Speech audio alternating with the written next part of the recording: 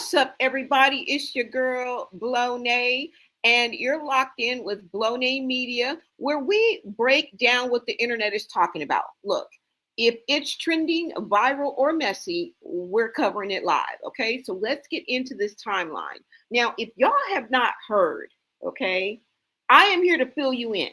What am I talking about? I am talking about the altercation or alleged altercation that went on between Justin Bieber and Usher at the Jay-Z and Beyonce Oscar after party. Did they even go to the Oscars?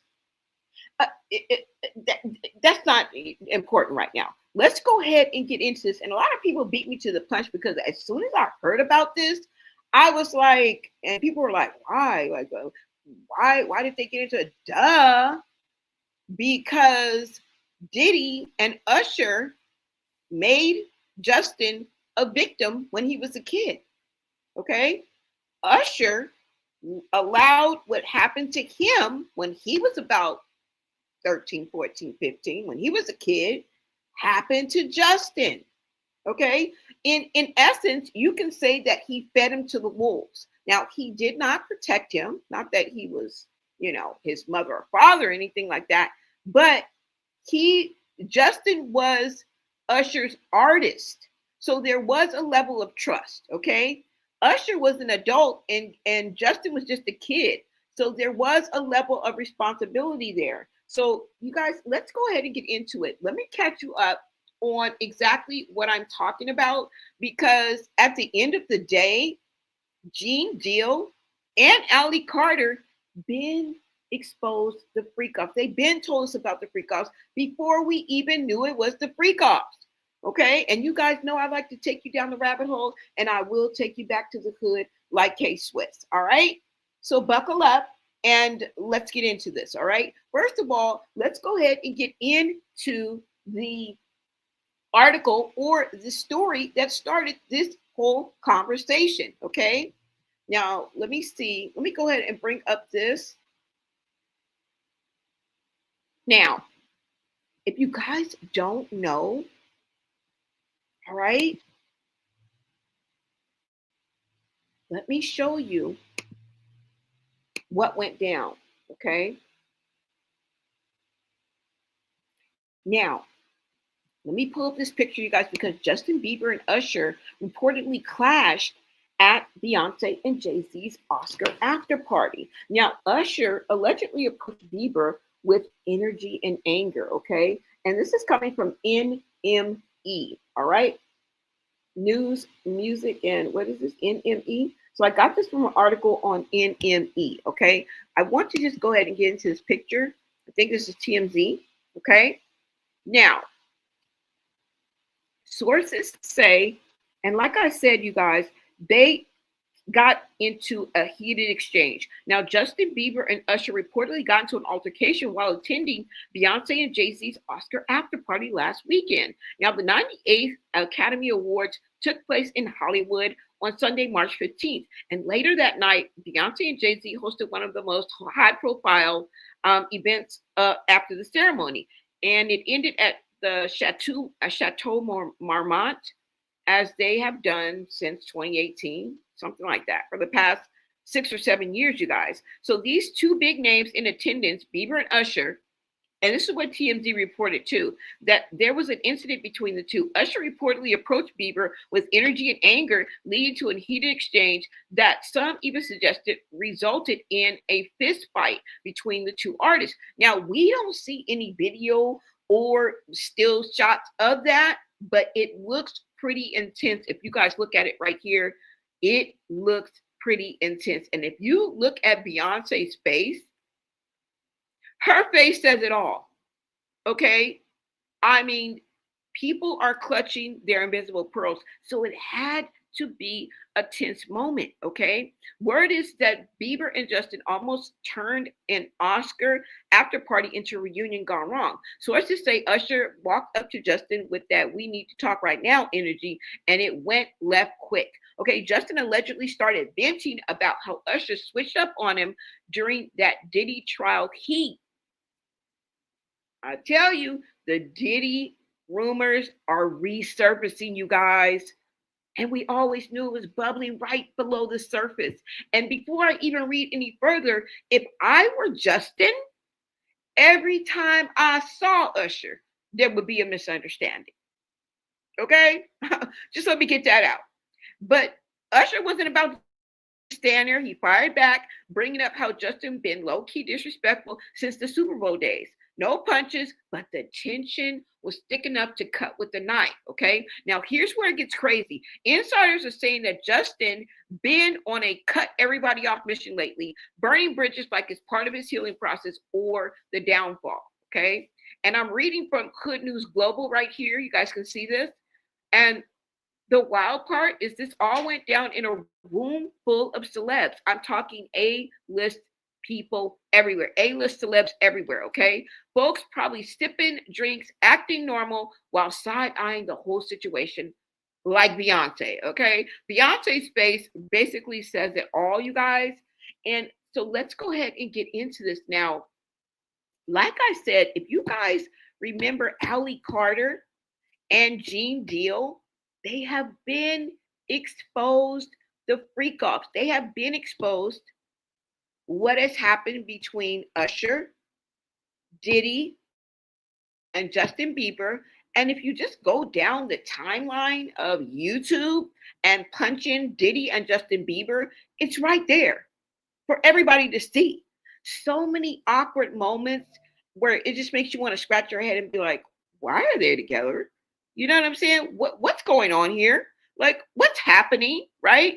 So let's go ahead and get into this, you guys, because I don't know. I don't know. We may not be able to explain the whole after party drama, but the Justin and Usher tension was real, okay? And Hollywood rumors, specifically Diddy rumors, are resurfacing. Now, Usher, was he a mentor or was it manipulation? Because I say he threw Justin to the wolves. I say he allowed exactly what happened to him happen to Justin. It's a vicious cycle, you guys. And we're going to get into it because what really happened, all right? And we know the industry secrets or the Illuminati or the freak offs or just the basic like way that they operate, these celebs operate, is really, really mind blowing. Okay. And we want to know what happened behind the after party because guess what? Speculations get loud. All right. Now, like I said, this is all chatter. All right. We don't really know. But from this picture, and you know what they say, a picture says 1,000 words. Okay. But the situation has reopened a much bigger conversation about their early like mentor and protege like relationship. Now, many people out there that remember that Usher helped introduce a young Justin Bieber to major industry figures, including Sean Diddy Combs during the early stages of his career. I mean, he was a kid star, right? And now, with the ongoing legal controversies surrounding Diddy, Diddy is now in prison. And it's not necessarily what Diddy is in prison for that he was found guilty of, it's for the charges that he was found not guilty of, all right, that are still choking the air. And that's what we're going to get into because people online are revisiting old videos and asking questions, all right? Now, let me go ahead and get into this, you guys, because I wanted to show you exactly what Allie Carter had to say about this whole situation, okay? And not specifically this, but it was some things that she said that leads us up to what we're going to talk about, okay? Hold on, y'all. Let me see. Let me go ahead and pull this up.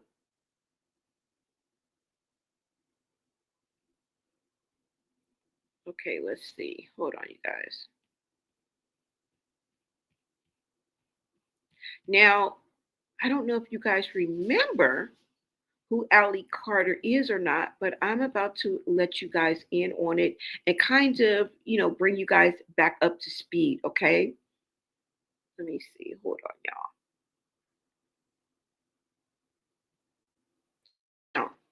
Allie Carter, you guys, is an individual who gained social media attention in around 2024, 2025 by identifying herself as a survivor of human trafficking, okay, and making serious allegations against music mogul Sean Diddy Combs. Now, in the context of the legal proceedings and public controversy involving Combs, Carter appeared in various videos claiming to have witnessed and been a victim of AB at events associated with Diddy.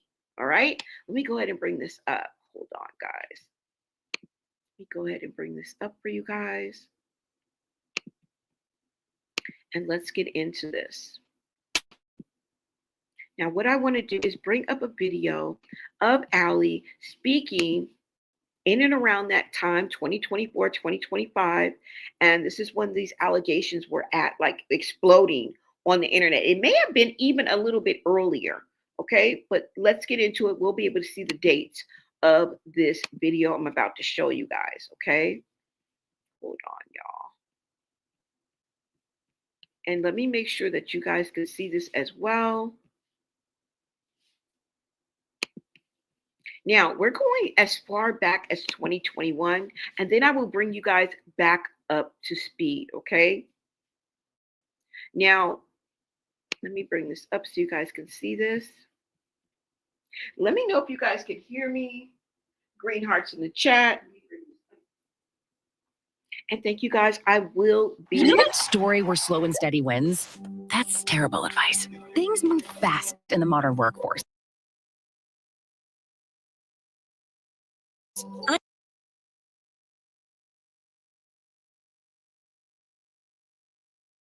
I was here when this.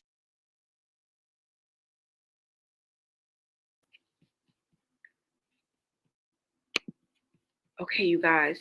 So, like I said, we're going back to 2021.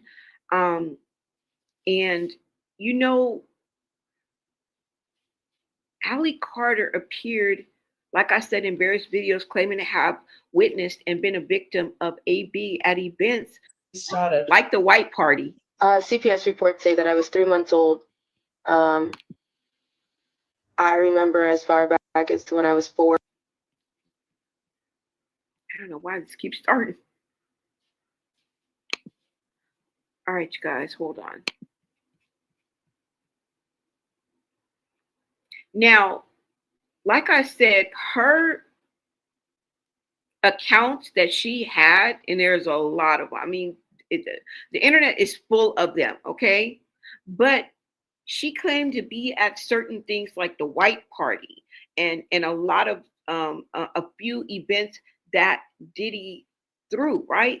But it was the behind the scenes, the underground, the museum, the tunnels, and the way that she really got really explicit with all this is what brought about these wide ranging conspiracies, the involvement of other high profile figures in the entertainment industry. She claims the powers that be have a secret society where they not only AB'd children, but they have rituals where they sacrifice. And it seems like the elite and celebrities and your favorite singers, politicians, athletes, and powerful figures all participated in creating a secret society where they did the most wicked and unthinkable things.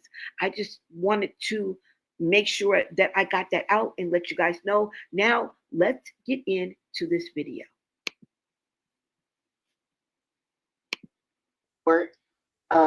The first time that I was in shock from something that happened to me, the first time that it was just too much for me to handle. And at that time, I didn't know it was so many.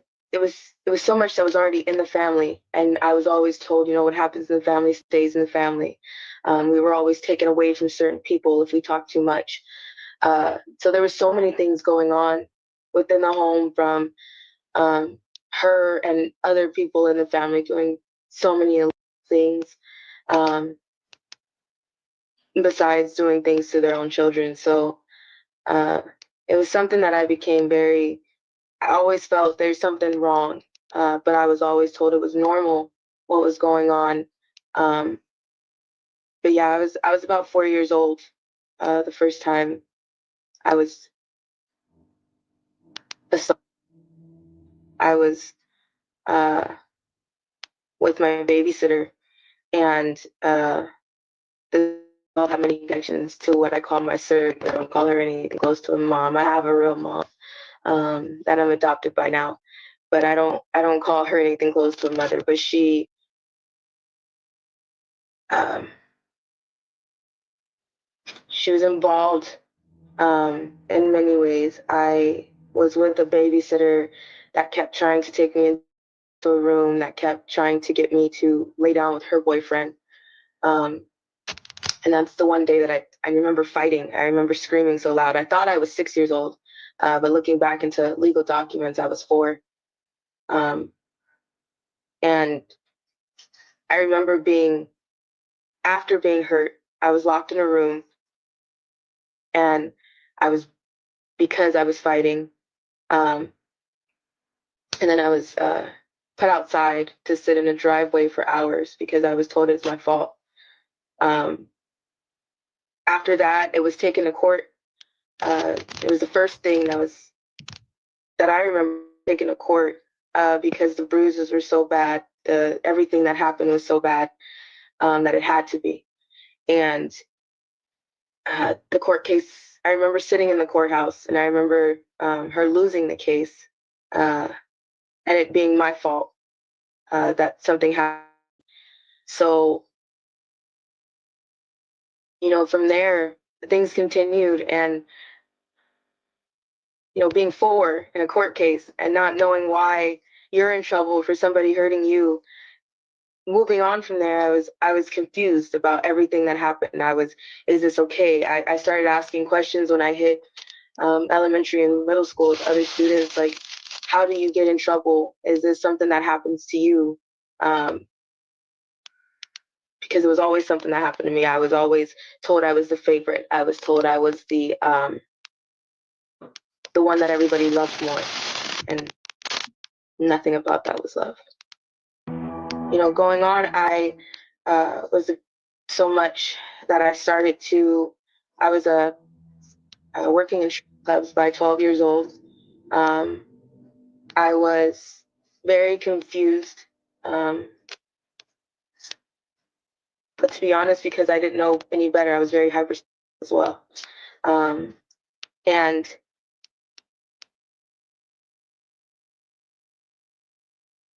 Imagine being able to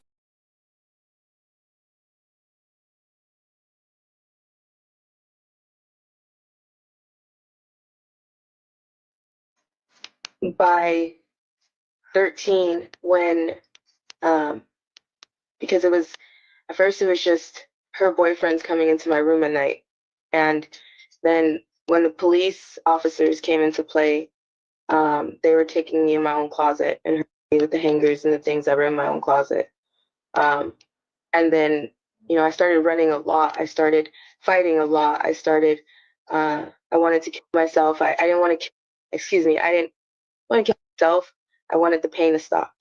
So I tried everything because it was always my fault. It was always something that I did. It was always, um, they loved me more. And this was something that I deserved.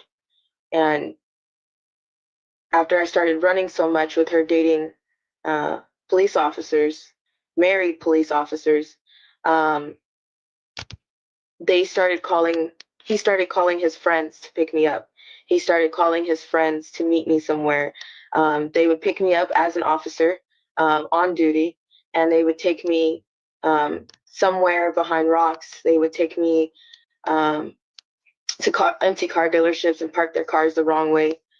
Um, no one questions them. No one, you know, anywhere, everybody can say, no one questions the police. Um, if you see them sitting the wrong way, if you see them doing something and you see them with somebody, you automatically assume that they did something wrong and that the police are going to fix it and that they're there to serve and protect. And that's not always the case. I know that there are some good officers, but they're very few and far in between. And there's another side of the badge, and it's called the Brotherhood Police, the Freemasons Office.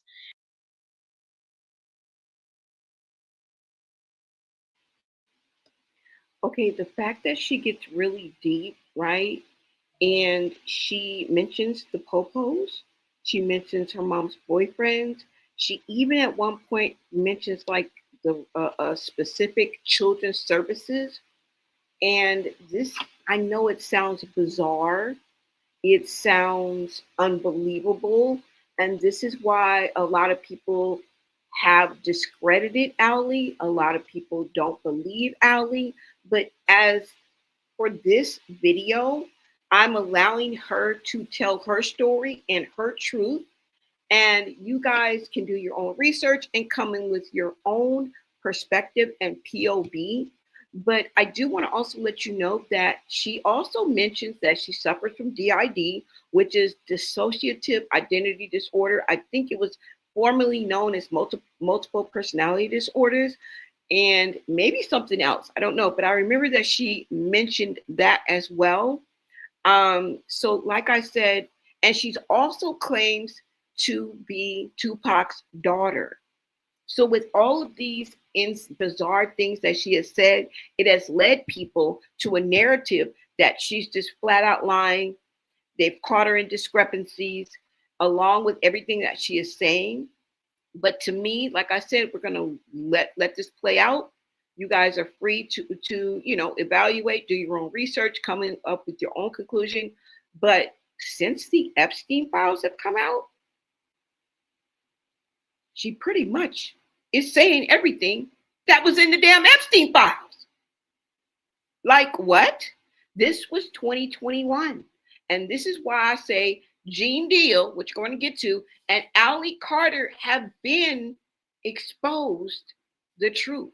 Okay? Call it what you want. Let's get back into this video, okay?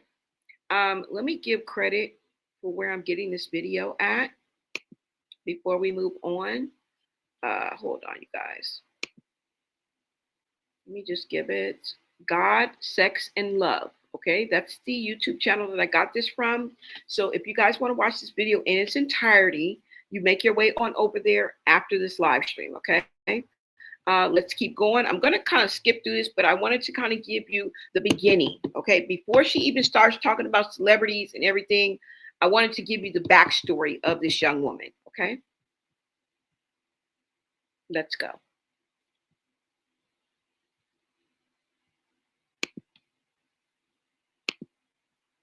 And they do a lot of corrupt things. They bury a lot of things. They bury a lot of evidence. They do things and they get away with it.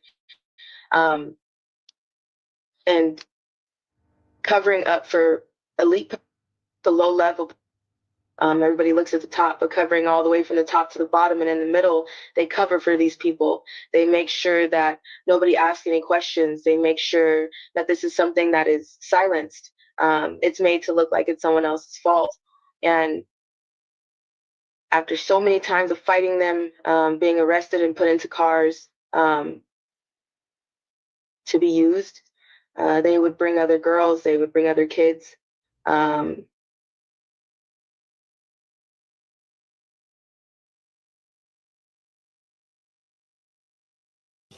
I am Anita, my husband.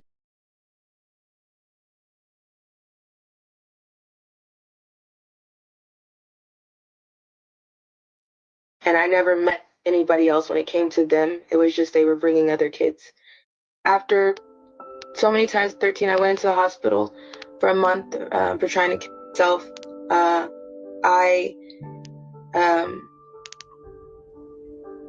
In that time of being in the hospital, I kept trying to talk to everybody. I kept trying to tell them, they were coming to me and saying, hey, you have to talk to us. And I'm like, you guys don't understand. I've tried to talk since I was a baby. I've exhausted everything and nothing is coming of it. There are people strategically placed everywhere. I was thrown into solitary confinement because of so many things that were going on within the hospital as well, that I was seeing for myself. And it's crazy because so many things were placed in my life that people know me before I know them. I was put into foster care at 13. after my time in the hospital. I thought that everything would calm down from there. I thought everything would be okay. I thought it was going to change, and I was going to be able to go to school and everything would be fine. And that was not the case either. I thought that I was getting into things on my own sometimes. Like I said, people were strategically placed in my life that I never knew who they were. People would walk up to me and say, "Oh my gosh, you look so beautiful all grown up." And weird things like that I don't know who they are. I don't have a picture of me as a child. I don't know who certain people are or who most people are. Being put into foster care, my foster parents were paid off by, I started talking to some people thinking that I was talking online or, doing things myself. And met up with some people who turned out to be pimps, but they already knew me. I thought I was in a relationship with someone. I thought they loved me, they cared about me, and my foster parents were paid off by them. I'm sorry, my mind is just like, I was in foster homes to group homes that I lost count. I went to 19 high schools in 1 year.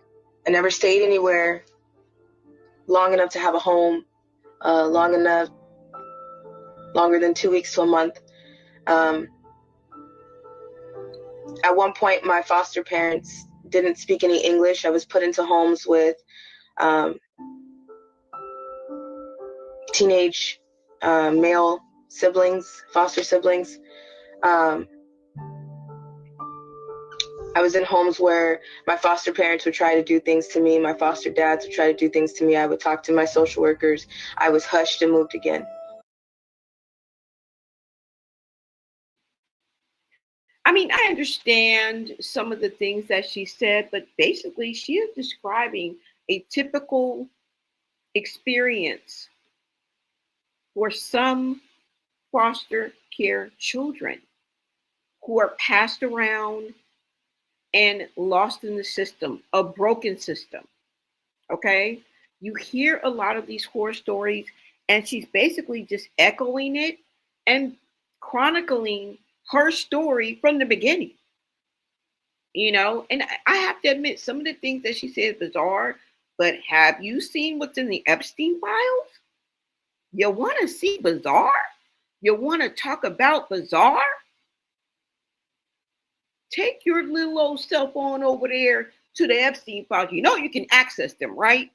There's over what, 1 million different videos, documents, audios, photos. Feel free. You want to freak yourself out? This stuff is real. And even the unthinkable and unbelievable that she says absolutely makes sense now. Okay. Now we're going to skip ahead a little bit. Like I said, if you guys want to watch it in its entirety, I just wanted to give you a little backdrop before we get to the celebrities and Diddy and the freak off parties and all of that. Okay. This young woman, if this is true, has been through hell. Okay. And some people even suspect that, she may be on substances, she may be crazy.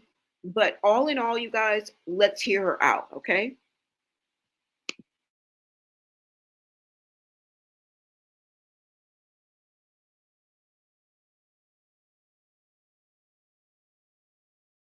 Like where they keep things that were not public display in the museum. And after getting so far, we were in tunnels. We were put on cars, drove to a certain point, far. I seen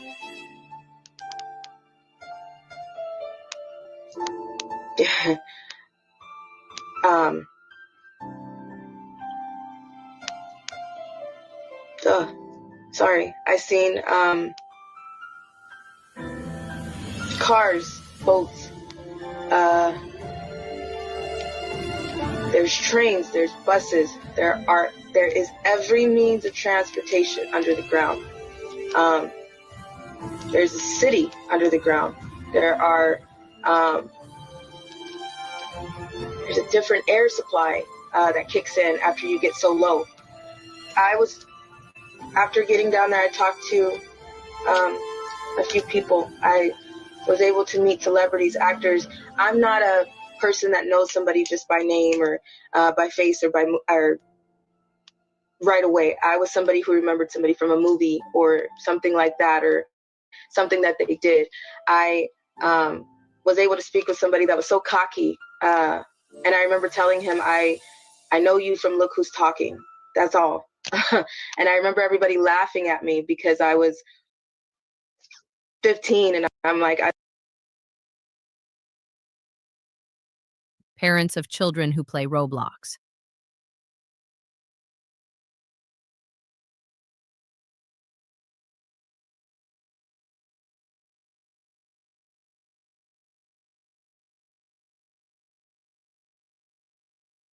the only thing that I know you from, John Travolta, is Look Who's Talking. I know there were many comedians, Kathy Griffin, Robin Williams.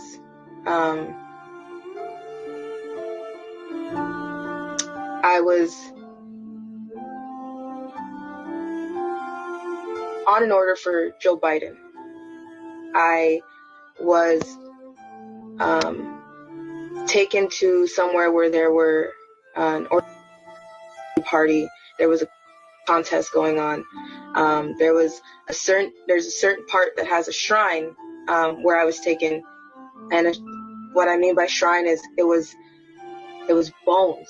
It was things that have happened to other people. They take shrines. They take like a trophy, whether it was a ripped shirt, panties,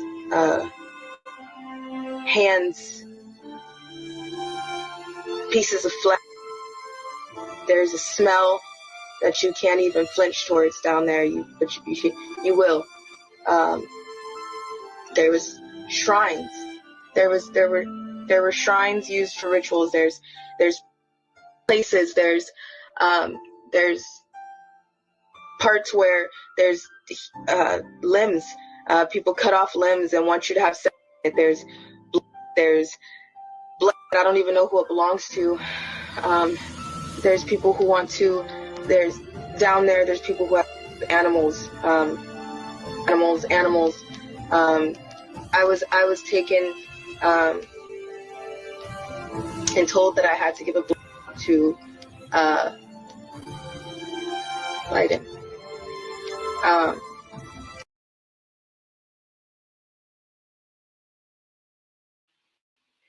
Now you heard her say that she was taken down there and had to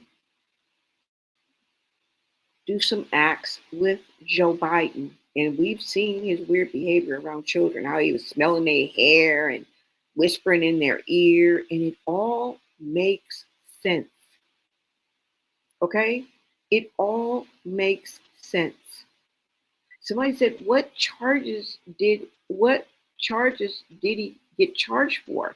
Well, Diddy was found guilty on 2 counts of transportation for prostitution relating to an ex-girlfriend, Cassie Ventura, who testified, in 1 count relating to an unnamed woman known as Jane throughout the trial. Okay, so that's what he was found guilty on. He was not found guilty on the RICO charges. Okay, and that's basically what we're concentrating on, right? Yeah, so let me go ahead. I'm going to skip ahead a little bit so you guys can hear. If you guys hear that she mentioned they were taken to the museum, that's where the secret tunnel, that's how you enter into the secret tunnel. Now, the tunnel led to an underground city that had full transportation, okay, in full effect. There was even a different air supply underground, okay? And we've heard about the bunkers and the underground buildings. I just went to a Kanye West trial where he was trying to do just that. He gutted a mansion, y'all. okay, so that he could be off the grid. He took out a staircase and wanted it to be a slide. All right. It was a bunker slash monastery slash underground dwelling slash, we don't know what he was doing. Okay. He ended up having to sell the mansion for half of what it was worth because he had destroyed and gutted it out. He ended up losing the civil case and having to pay the man $140K plus his legal fees, I think, if I'm not mistaken. Okay. This is absolutely real. Okay. Now, maybe you think she ain't telling the truth, but there is truth to this because we are aware of the Epstein files. Okay. Period. Let's keep going.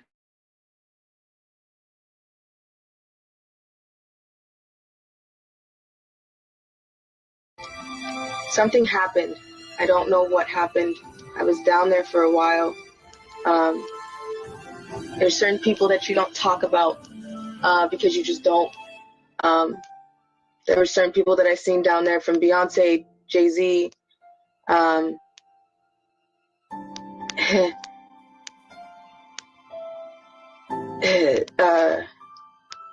You don't tell on P. Diddy, but P. Diddy. If you got hit, even if you were not driving, you need to try this. Because if you were in a car accident and you're nothing to them. You don't count. You're just a toy. You're not essential, as they call them. You're expendable. And as a child in that situation, I wasn't the type of person that was fighting all the time because I started to learn who I was. I started to learn my pain, started to learn what I was in. I started to learn that you don't fight. You watch what you say, you watch what you do. And at some point I stopped fighting people, and I started to accept the fact of what I was told, that I was special enough to be with this person. I was special enough to be in the eyes of a celebrity or somebody who was on the radio or on TV. And I accepted that.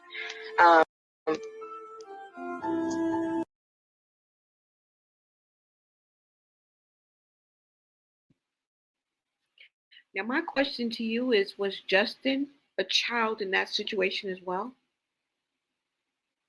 Right?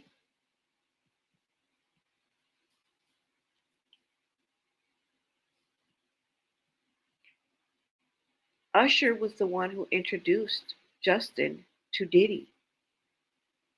You guys remember the infamous 48 Hours with Diddy, where Diddy promised, I think, a 15-year-old Justin a Maserati or some type of exotic car. And then once he turned the next year, when he turned 16, he would be able to get the car. And then when he turned 17, he was going to give him a mansion. You guys remember that? I wonder if Justin was a child in this same situation.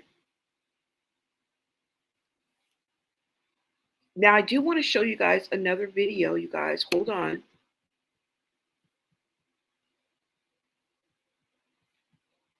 And I know this is not my usual topic, and what I'm talking about is not very popular, so I get it. But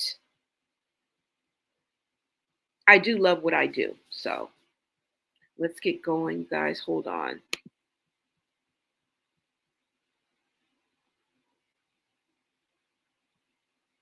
Now, I'm going to show you guys one more video.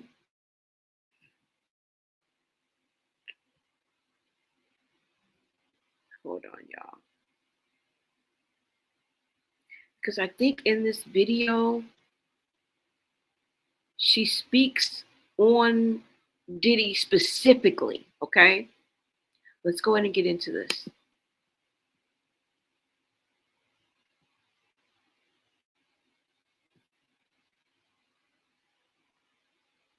Diddy parties. Those are assault parties. And I was one of the kids that was one of the party favors. And a party favors means that you're set on top of a table and you're used as a toy for anybody who comes across the table or who wants to party at a certain time of night, when the music stops and then the DJ starts flashing all these lights and they close the doors, and then everybody turns into like a frenzy and starts going into a crazed animal-like demonic state, and you have no idea what's going on. And yes, there was a time where I was just like completely don't give a shit because it happened, and I was the type of kid that thought that, you know, you're in the presence of royalty and they make it seem like you're in the presence of Hollywood, so you should be honored and you should be appreciating that you're there. And I was that person. I totally acted like that. I was like, oh, it's fine, you know, it really doesn't matter. But then it really did matter when my pimp was like, he had rules. He had lots of rules, and it was more money. And if you know the difference between a pimp, a John, and a trafficker, the trafficker is the supplier, but the pimp is collecting the money and the John is doing the buying. So if the pimp is saying that full house, actual full blown sex is, by the way, kids, don't watch this. Goodbye. I love you. Goodbye. If you found my stuff, get off right now. This is the moment where I'm telling you I'm angry. I forgot to put that reminder in the beginning. Okay, cool. Goodbye. What was I saying? Full house sex. Thank you. if the pimp paid for if there's rules to full house sex, and there's rules to anal, and there's rules to all kind of different jobs. Okay, so at a certain point, I was not brought or traded for anal sex, but that didn't matter to a few celebrities that were there. It's not just celebrities, there's a lot of different people. They called it an all black party, but it was mainly because a lot of the party favors were black kids. I was in the care of Riverside County Child Protective Services at the time. I was 15, barely 16. 15, 16. 15, 16. It's foggy. A lot happened that night, and I went really numb. And if there's videos or if there's anything that could go from that, then pull them, because we all know that there's so many cameras around. So I can try to post the affidavits and I can put out what happened, but at the same time, what am I supposed to do when nobody's really asking about the kids that are present in these parties now and were then, because they're really just going after all the celebrities and the adults, which I'm happy that we're finally here, and I'm grateful that we're finally pulling the names that need to be pulled and the big fishes that need to be pulled. But at the same time, nobody's asking about the kids and who else is really there. And no, it's just not about all these dudes having sex. They need people to fluff them, which are hand jobs and blow jobs. And those are the kids and the people on the party favors desk. And on top of that, there's this big ass wheel, and they make it like a carnival thing, and they literally strap you to a wheel. And then after a certain time, there's sex with animals. And then after a certain time, you have no idea what's happening because you're numb. And if you throw up like I did, then your face is going to be rubbed in and you're going to have to eat it. And then people look at that as a sick fetish too. Blood is a fetish. Throw up is a fetish. Shit is a fetish. So, I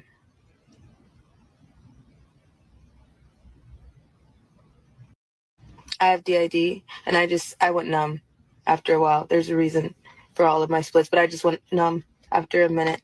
And there's times where I just checked out. You can check out for a few hours while somebody is messing with you. It exists, because if you start fighting them back, then you're going to suffocate or it's going to hurt worse. So well, for me personally, I checked out. That's how I'm still sitting here.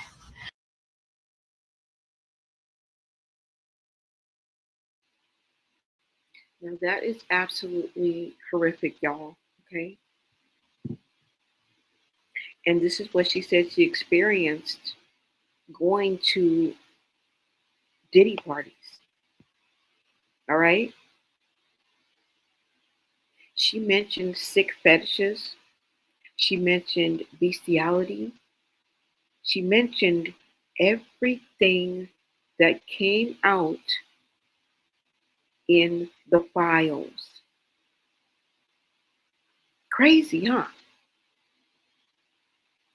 You guys don't remember the story of Usher and Diddy? Where they had to take Usher to the hospital. And he eventually ended up with the herpes, right? I mean, that's been known. I'm not telling you anything that you guys don't know. I think Justin remembers that Usher fed him to the wolves instead of protecting him. He let people take advantage of him. And in essence, let him get victimized the way Usher got victimized, right? When you think about it, Usher used Justin and allowed the same thing that happened to him while he was with Diddy happen to Justin. He allowed the same thing when he was in and around the same age, maybe even younger, right? You see that cycle? Let me go ahead and show you this video, okay? Because Gene Deal was a loud voice in and around the time that Diddy's trial was going on. This whole thing came out. And if you guys don't know who Gene Deal is the ex-bodyguard, personal bodyguard of Diddy, okay? I think he worked with him from the 90s, maybe to the early 2000s. I may be wrong about that, but I want you to go ahead and take a listen to, and there are so many videos. I encourage you guys to do your own research and just punch in Gene Deal's name and watch the plethora of videos that come out, okay? Hold on, you guys. Let me go ahead and take this down. And let me bring up this video, okay?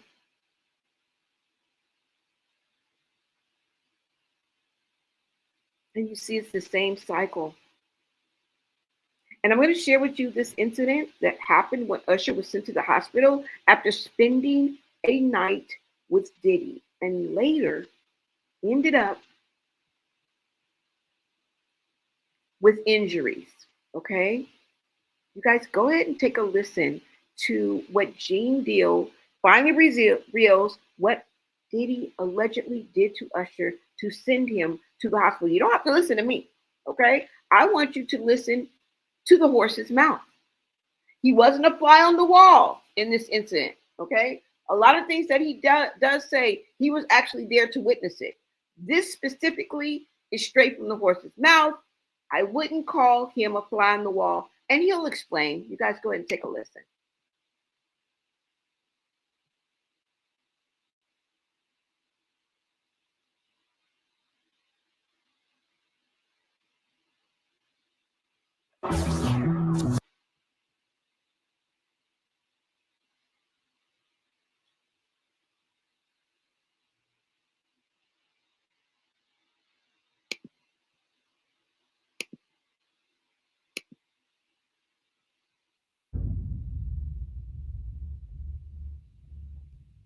If you don't mind me asking, because I know the topic is sensitive, what happened to Usher? I heard about some music executive from the industry back in Harlem. You know, I heard it from some music executives back in Harlem. And I'm not going to speak on their name. They doing programs and everything like that. And they may be doing some, they may speak on it themselves. But I heard it from some music executives. What did you hear? Bro, you know how people be talking and we was around some people, something like that. And then some people might say, yo, I don't F with that dude. And at the time, I didn't even know who the F Usher was. You know what I'm saying? It was one of those type of situations. And when somebody say, yo, man, I don't F with them niggas, man, I'm getting out that industry and everything like that. You know, Puff sent this little kid to the hospital. How he sent her to the hospital? Man, nigga was bleeding from the butt. And that's what was said. But I didn't even have a name for the kid at the time. Then you hear it, and that's what happened. And that's just, that's something that you heard. You don't know if it's true. You just heard it. So, and just to hear this and this new thing where they saying that they got kids coming forward and said that he did that, man, that shit is crazy. And like I just said, that's just something that I heard. It's something that I didn't know. It's something that I ain't see. A lot of people want to, because Gene Deal has spoken on certain things that I've heard, I have spoken on it. But then they were just trying to say, I know. No, I'm not scared to say what I heard. And if there's any truth to it, then it's truth to it. Let them find it. Things that I've saw or things that I've witnessed and been a part of, I've said it. I'm not afraid to say what I saw or what I didn't see. A lot of people want to make up shit. I don't make up things. When I say Puff go in the room with two girls, you understand, and another guy and a rapper, and then all of a sudden they cousin try to go in the room, I throw them up at the piano, they run out the room with grabbing towels and they naked. They still had two girls in the room. But people want to make up a lot of bullshit and say what they want to say and flip it the way they want to flip it. I tell it like it is. But you got these guys, you got these people out here, man, you know what I'm saying? All this shit is for entertainment, man. Some people want the truth. Some people speak the truth. Some people don't even know the fucking truth. It'll smack them dead in the fucking face, brother. But I tell you one thing, it's from my mouth to God's ear. And all these clowns can say whatever they want to say. Like I'm just saying, he lived a rock and roll lifestyle when I was with him, bro. I don't know about his sex addiction and stuff like that. I don't, he was a totally different person, bro. When I try to tell people that, they don't understand that. He was probably doing some of the little snake shit, doing some things and stuff like that, but the magnitude and what he was doing, the freak off parties and all like that, yo, I didn't experience that with him. That was not my experience with Diddy or Puffy or Puff Daddy. That wasn't my experience with him. And you had no idea who Usher was when you heard about him. I didn't know who Usher was at the time. It's all gonna come out some kind of way, bro. All this is God's. This is gonna be. This is something that was put in place, and it was the design by God, brother, for all this to happen and go down like this.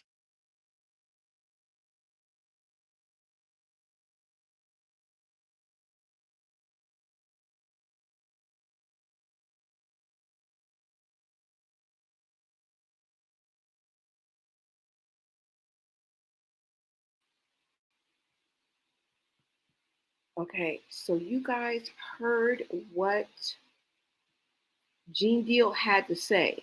Like I said, during the freak offs in the later years, he was no longer working for Diddy or around. But what he just said about Usher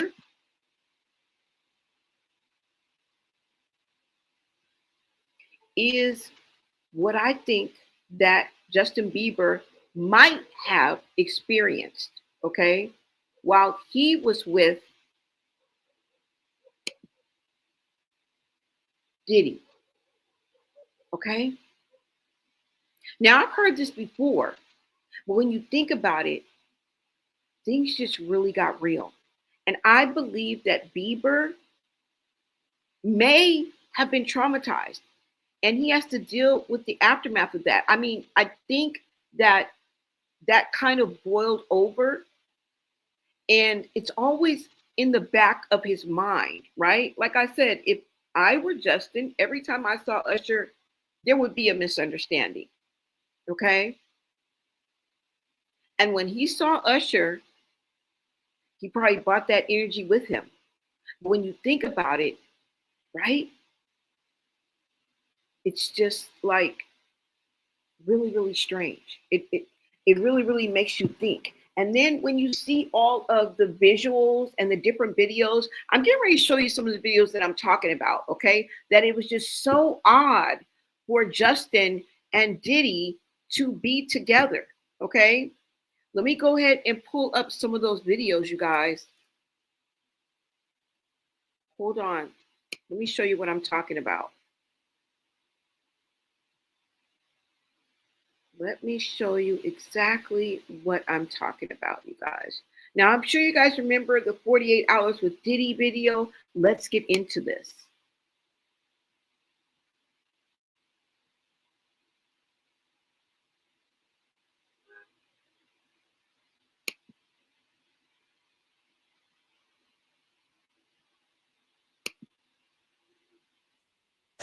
Yeah, so as soon as you turn 16, you know what I'm saying, I'm gonna let you rock this every time you come to LA. Yeah, this will be yours. So every time you come to LA, it's a little dusty, but you know, go get the front shot of this. Man. Minute. Woo. Okay. Okay. All right, so I'm gonna be driving this next year. Yeah, when you get 16, you come down there, you gotta, you know, wear your seat. I mean, I'm 15. You could ride in the passenger seat. I got my permit. Not yet. No. All right, No. 16. You're not ready. 16. Let's slow down. Let's slow down, Josh. Okay.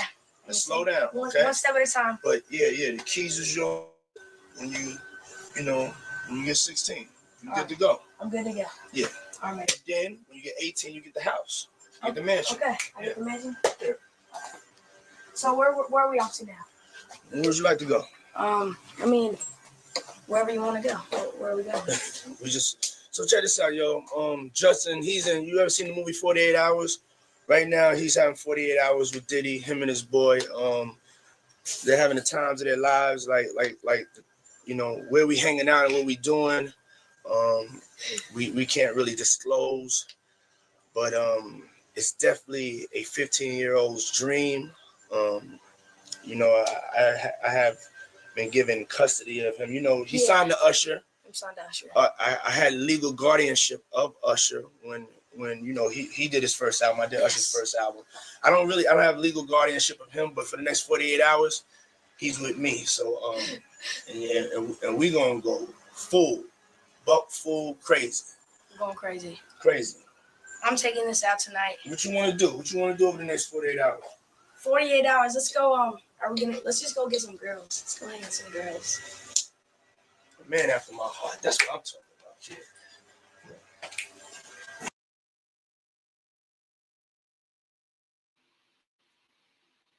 about. Puppy looked a little upset when he said he wanted to go get some girls, but this is absolutely odd, you guys. All right. Now, you heard Diddy say himself that he had legal guardianship over Usher when Usher was 15 years old. Who does that? We have two sets of parents. We have Justin Bieber's parents and Usher's parents.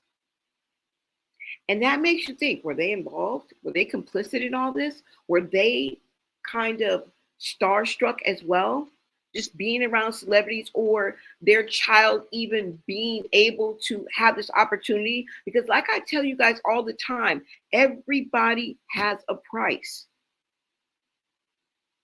Did they give their children up? Because how in the hell did Diddy get legal guardianship over Usher, let alone be able to spend 48 hours with Justin? Okay. I feel like these children were failed. Okay. And this is a vicious cycle. This is part of the celebrity. This is part of the Hollywood rumors that have resurfaced. Okay. Now, I don't know if you guys remember, there were two women. Okay. One was named Adria English. The other name was Lamisha Fuller. Okay. And they came out with their stories of their own. All right. Now, I want to go ahead and get into this. Now, before I even get into this, I'm not going to play Adria English, but she and Lamisha Fuller came out in and around the same time. All right. So I want you to hear a small portion of an interview that Lamisha Fuller did with I think the Lionel B show. All right, let's go ahead and listen to this. And she recounts something that she saw, or at least claims to have seen and been involved with when it comes to Justin Bieber. Okay, let me show you the video first, and then we'll talk. Okay, hold on. Let me take this down. Thank you guys for being in the chat with me. Hold on, guys.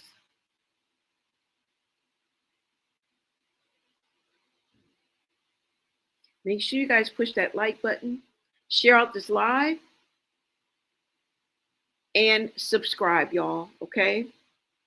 Let me go ahead and pull up this video. Let me see where this is, y'all. Let me see, guys.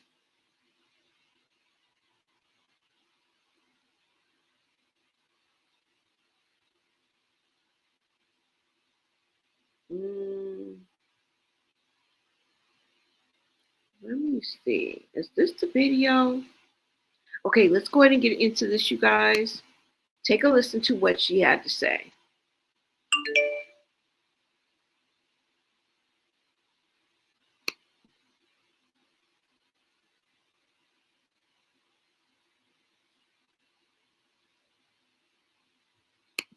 I was gonna get killed.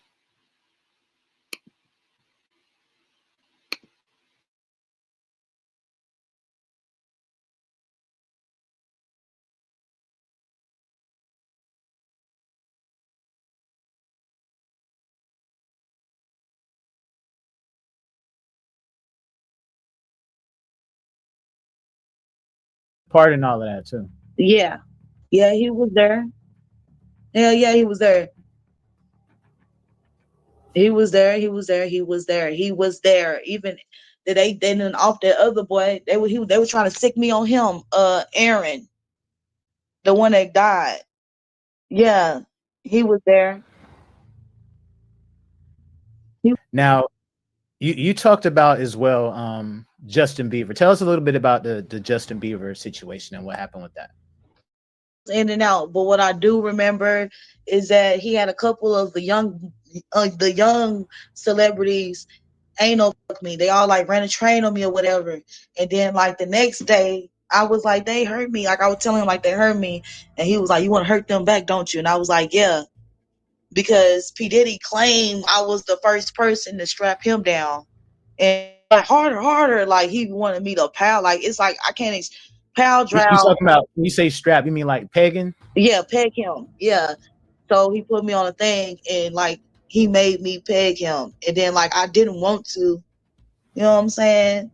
And he made me do it. Like, do it. Slapped me like, do it. So shit, I just went hard because it's either me or you, nigga. You did it to me yesterday. I guess you take it today. All that happened. He had him doing all type of stuff. Justin Bieber did something to you, so he made you do something back to Justin. Yes. So they was he like restrained down on the ground, or like how did that? It was like a little circle autumn. I remember him laying like that on the autumn. It was like a circle autumn. It was on. It happened on. Mm-hmm. Ottoman type of thing. Yeah. He was on that, and Diddy's talking shit while he recording. And he was like, please stop. I'm sorry. He was yelling, I'm sorry. I remember that, and I didn't want to do it no more. But Diddy slapped me and was like, keep going until you nut. And he used to make me peg people until I squirted. And he was like, if you don't squirt, you keep going.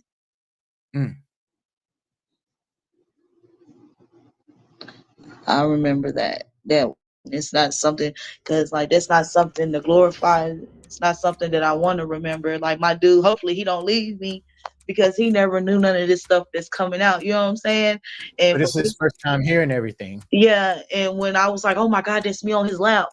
But he don't want to hear no stories. You know what I'm saying?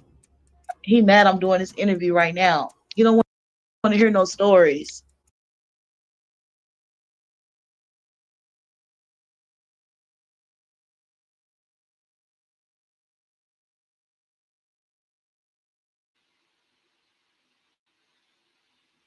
Okay, so you guys heard that little clip. Now, this is from the Lionel B show. If you want to see this video in its entirety, this is part 2. There's a part 1, and there is also a whole video that she came back on because one of the things that Lamisha Fuller said, okay, is that she was the victim that was in the D&G shirt, okay? The picture of the woman or the girl at the time that was sitting on Diddy's lap in the studio that had that infamous D&G shirt on, Lamisha Fuller claimed that that was her.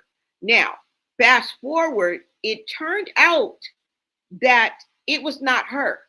Now, what blew her cover and made her have to come out and apologize and retract what she said?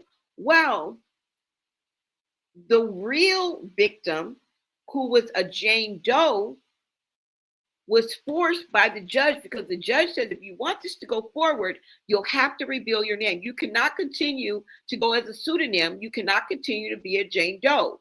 Okay? So she had to come out and give her name. And eventually, the woman came out and gave her name. Okay? Before we get to who exactly it was on Diddy's lap in the D&G shirt, let's get into the retraction. Okay, and this basically discredited all of what Lamisha Fuller said. Now, like I said, it's up to you. You know, if you want to hold your reservations, you're totally entitled to that. But like I said, this came out in and around the time that Adria English, the whole circus around Diddy came out. All right. So did it bring out the crazies and the freaks? And so were some people telling the truth and some people making up shit and just trying to ride the wave? I would say yes to both of that. All right. But let me get to the video where she actually has to say that I apologize for lying. That's what she did, y'all. She lied and said that that was her that was in that D&G shirt. Now, to take a step further, Adria English also said, well, she didn't necessarily say it was her, but she didn't say it was no white woman. Okay? The victim that was in that D&G shirt that was underage at the time happened to be a white woman. Okay? Nowhere near black. But I want to get into the retraction first, and then we will reveal who Jane Doe in the D&G shirt actually was, okay? Because she had to come out and claim herself. Hold on, you guys. Let me see. Now, this is all taking place on the Lionel B show. He took responsibility. He came out with the retraction video. And the Diddy victim that we just heard, Lamisha Fuller, finally admits that she's not the girl in the D&G photos, okay? Let's go ahead and take a listen to a small clip of that, okay?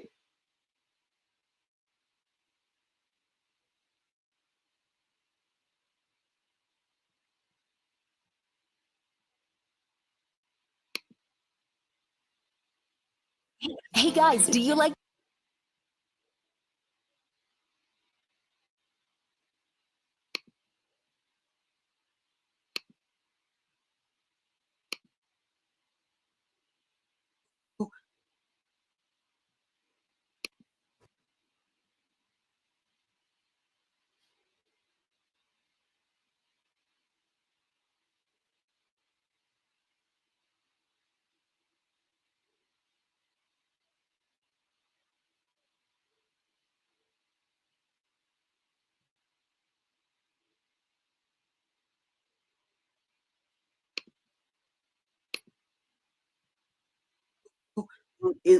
it's real. I know I took a picture like that, but her story and her lawsuit has nothing to do with me.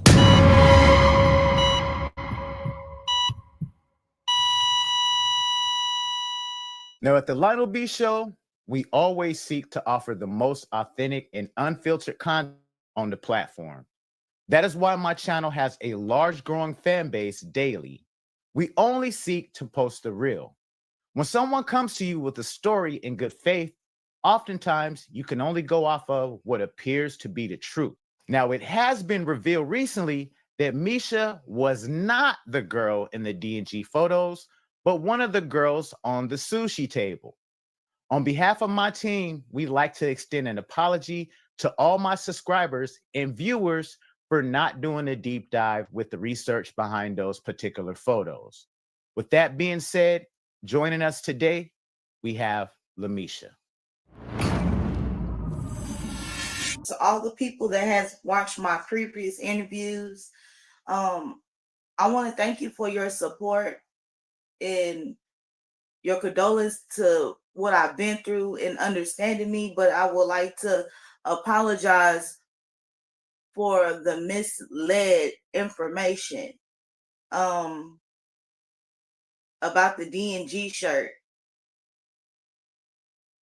I knew that me coming out saying that was being a D&G shirt, that's someone else's case. So I knew that I could not say that. That's why I didn't want Adria to go live and say anything about the D&G shirt. But everything that I experienced with P. Diddy is real. Everything that I went through is real. I just want to apologize to the misled information. I was on the table. You were the girl on the actual table, the sushi table? Yes, I was on the table. And you also have photos? Yes, I do have photos. I don't know if I should send them to you. I'm gonna show you right here. Try to show you right now. I can't post it on the video because it's you were young, but if you want to show them like a little clip.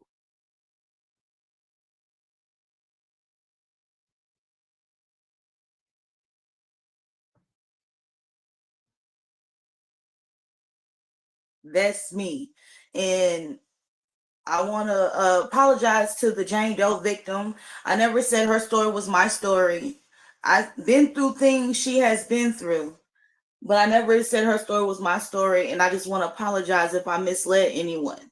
Well, Misha, we definitely thank you for clearing that up. I know, there's a woman that just came out the other day where she actually had to show her identity. And a lot of people were saying that was her in the D&G photos.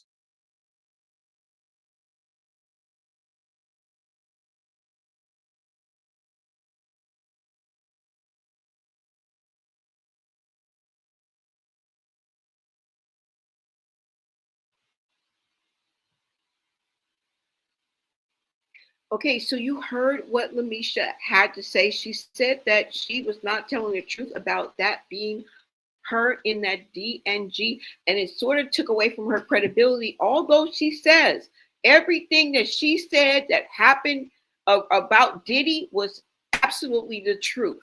Okay, so I'm going to leave it up to you whether you believe her or not.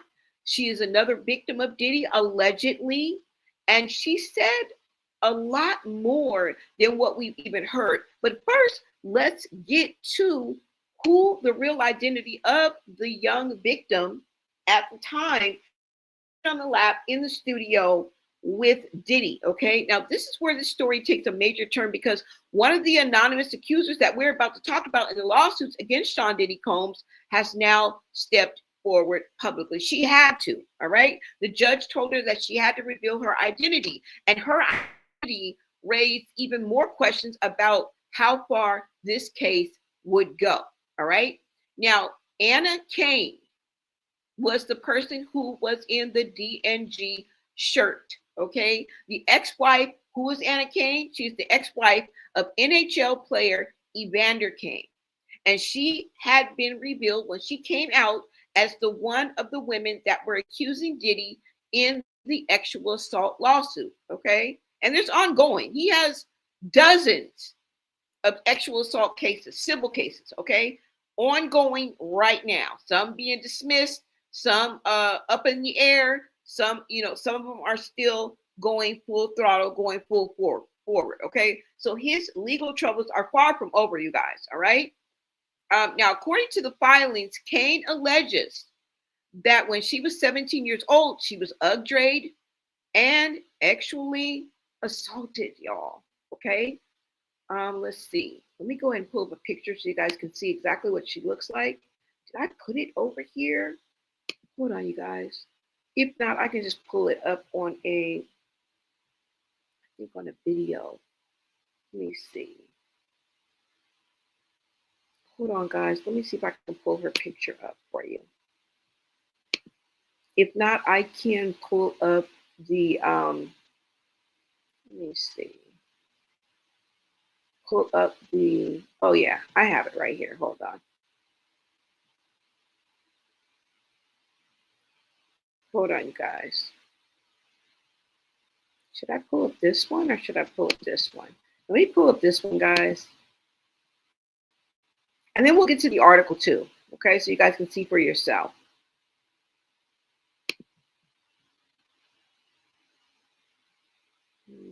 Let me see, guys. Thank you guys for hanging with me. I appreciate you. We're going to get to the article, but just let me bring up a quick screenshot so I can have this up here as well. And it gets weirder and weirder, y'all. So this, you know how they say truth is stranger than fiction? I believe in this case that definitely applies, okay? Now, you may not believe everything that people are saying, but like I said, it's 2026. You know, if the pandemic hasn't taught you anything, anything is possible, okay? Because it turns out that the woman that was in that D&G shirt that was sitting on Diddy's lap, who was underage at the time, turns out to be Anna Kane. All right. The now ex-wife of Evander Kane. Let me see if it's going to pop up again, guys. What the hell? There she is right there. All right. This is her. And this is her husband. This is the woman that allegedly as a child, well, not allegedly, she came forward. She has a whole case against Diddy. What am I talking about? What am I talking about? All right, you guys, let's go ahead and pull up this so I can show you guys as well. And you guys can see for yourself. Let me make sure you guys can see this as well. Yeah, let me go ahead and pull this up.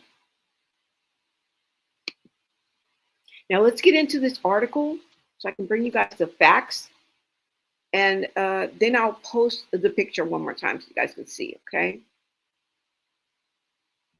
Now, in this article, well, I Googled it, okay? So based on the search results regarding 2023 sexual assault allegations against Sean Diddy Combs, the Jane Doe who filed a high-profile lawsuit in December 2023 was revealed to be Anna Kane. Here are the key details, you guys. Go ahead and take a listen. The allegations. Anna Kane, the ex-wife of NHL player Evander Kane, filed a lawsuit in December 2023 alleging she was 17 years old, high school junior, when she was ex-trafficked and gang raped by Diddy, the former Bad Boys Records CEO, Harvey Pierre, and a third unidentified person at Daddy's House recording studio in Manhattan.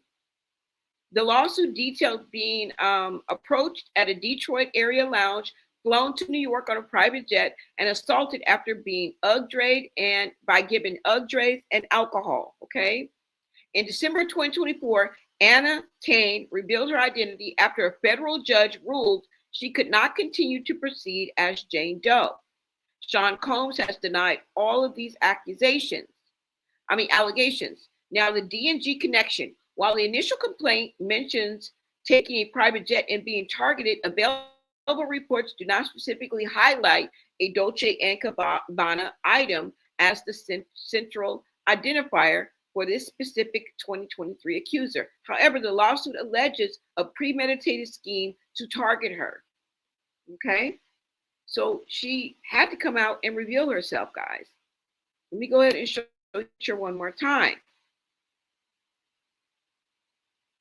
So this is following the judge orders. This is who came out. This is her right here. Okay. So it turns out that it was not Lamisha Furlan. Now she didn't put that in her lawsuit and describe her like I was the victim in the D&G. This is okay, so you guys see it.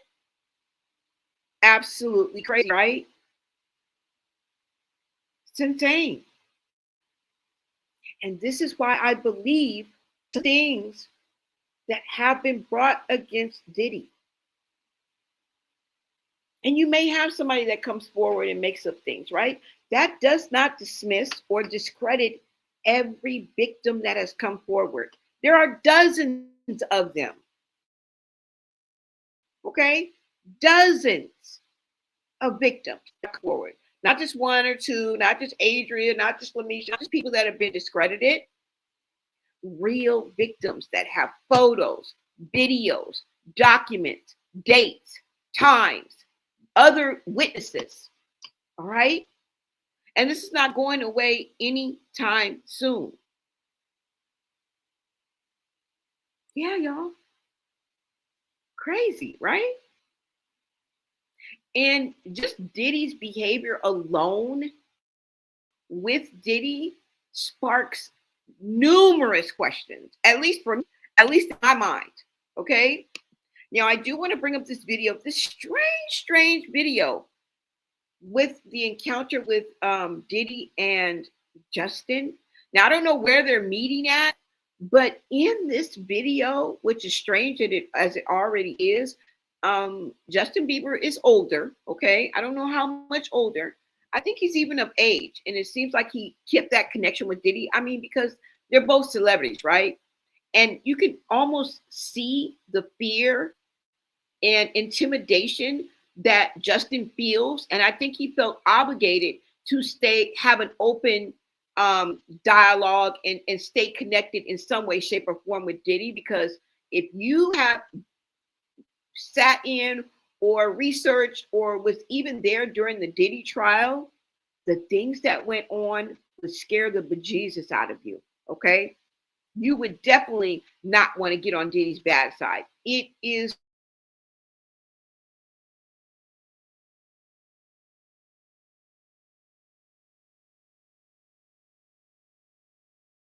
just all right. Let me go ahead and bring up these videos. I have a couple of clips to show you guys, to show you the bizarre behavior between Diddy and Justin Bieber, like the awkward behavior and situations and videos that they were in, just to give you a sense of what I'm talking about. Okay, it's like we don't even really need,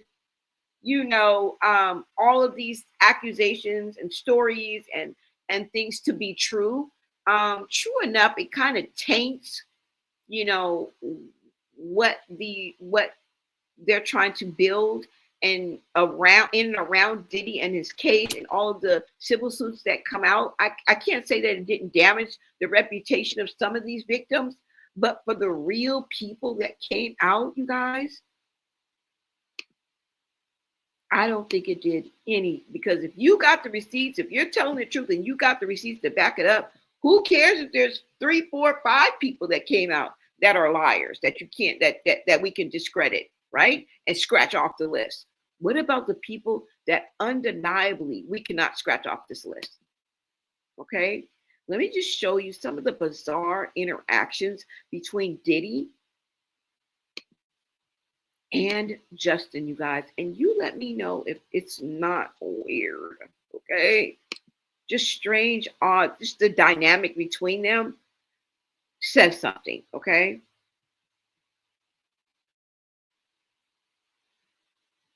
hold on, you guys, let me go ahead and get to these. Let me bring this up to make sure you guys can see this as well. Green hearts in the chat if you can hear me, guys. And let's get into this. There's a lot going on these social media streets, you guys. And we are here to break it down, all right? Let me show you. And we have several videos of him just partying with Diddy. Okay. Now remember, at the time when you guys saw the video of Diddy and Justin, and he was showing him the Lamborghini and saying you're going to get this when you're 16 and get the house when you're 17.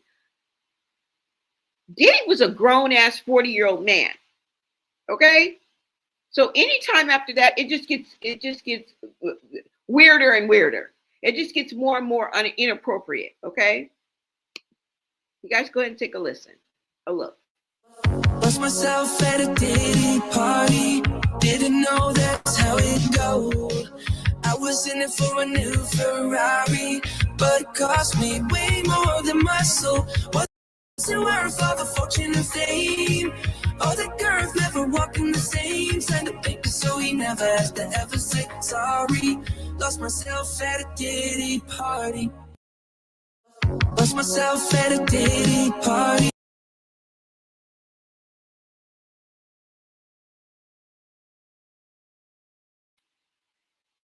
And you see Justin Bieber sings about the Diddy party. Now, I don't know if that was Justin or not, but that song said that he lost myself at the Diddy party. All right. He was in it for a Ferrari, but it cost me way more than my soul. Now, like I said, I don't know if that is Justin Bieber's actual song, but this is the song that goes along with this video. I wanted to give you a visual, okay, of all the awkward and inappropriate moments that they had, okay? Justin Bieber is basically seen here partying with Diddy, right? So weird, y'all. And to think moving fast forward to everything that we found out, if you guys watched or even know anything about the Diddy trial, okay,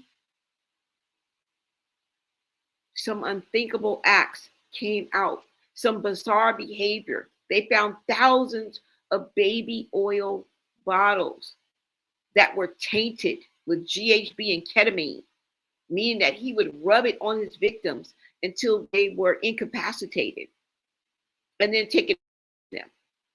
He would also put it in the drinks where they specifically had to drink from this table or this table. Only the women could drink from this table. Only the men would drink from this table.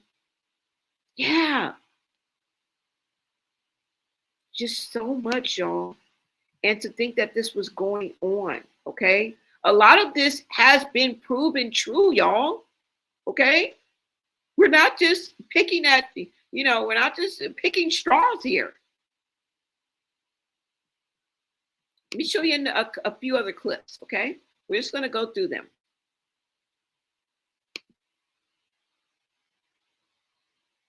Now, this is you're about to see Justin Bieber allegedly going down on Odell Beckham, okay? He seems out of it. When he gets up, his lips are glossy.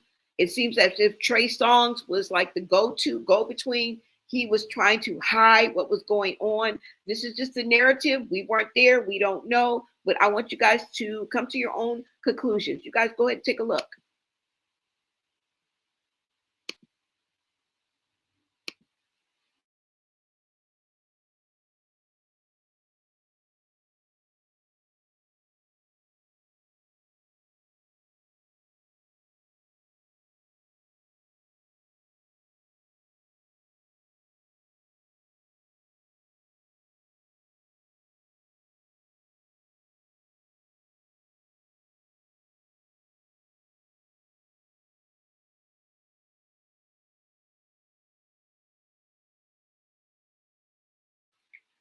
I don't know what you guys think is going on, but Justin is definitely on his knees. It looks like as if they've been caught. If you look at Trey Songz, he's letting them know, hey, camera, whatever he's saying.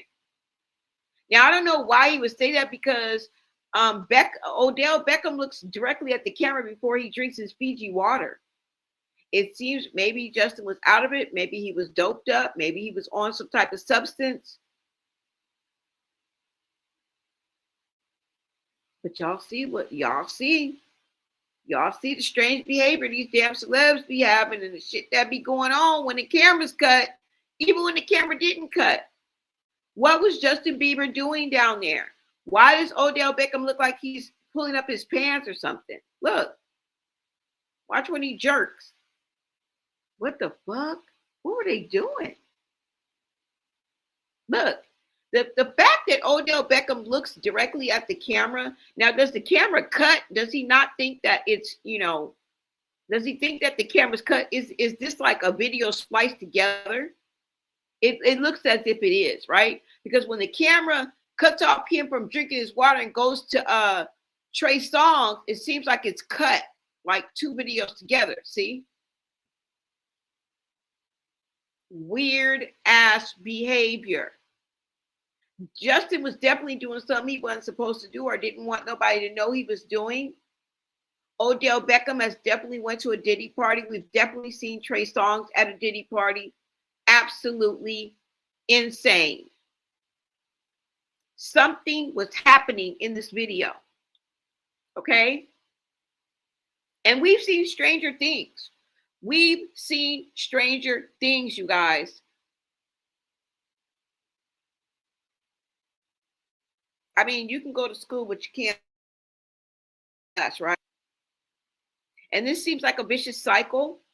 This seems like patterns of behavior. This seems like some type of secret society where all the celebrities were intertwined and involved and engaged and just weirdo behavior. They probably were all blackmailed, made to do something that they didn't want to get out to the public so that that would buy their silence. Maybe they signed NDAs. Maybe they sold their soul to the devil. Maybe they became part of a secret society. I don't know. But what I do know, strange and peculiar behavior, and I believe that Diddy did do something unforgivable, unthinkable, vicious, all right, inappropriate to both Justin and Usher.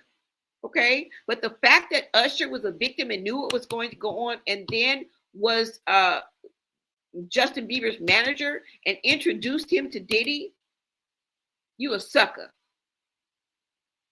You are a sucker. You are wrong for that. And you set this child up. I mean, he's a young man now.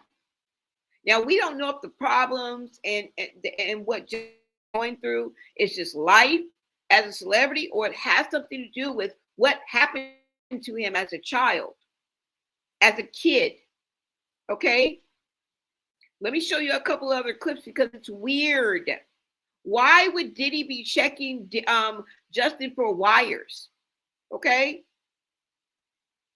He was checking the joint for traps and checking the telephone for taps. And he was also checking Justin Bieber for wires.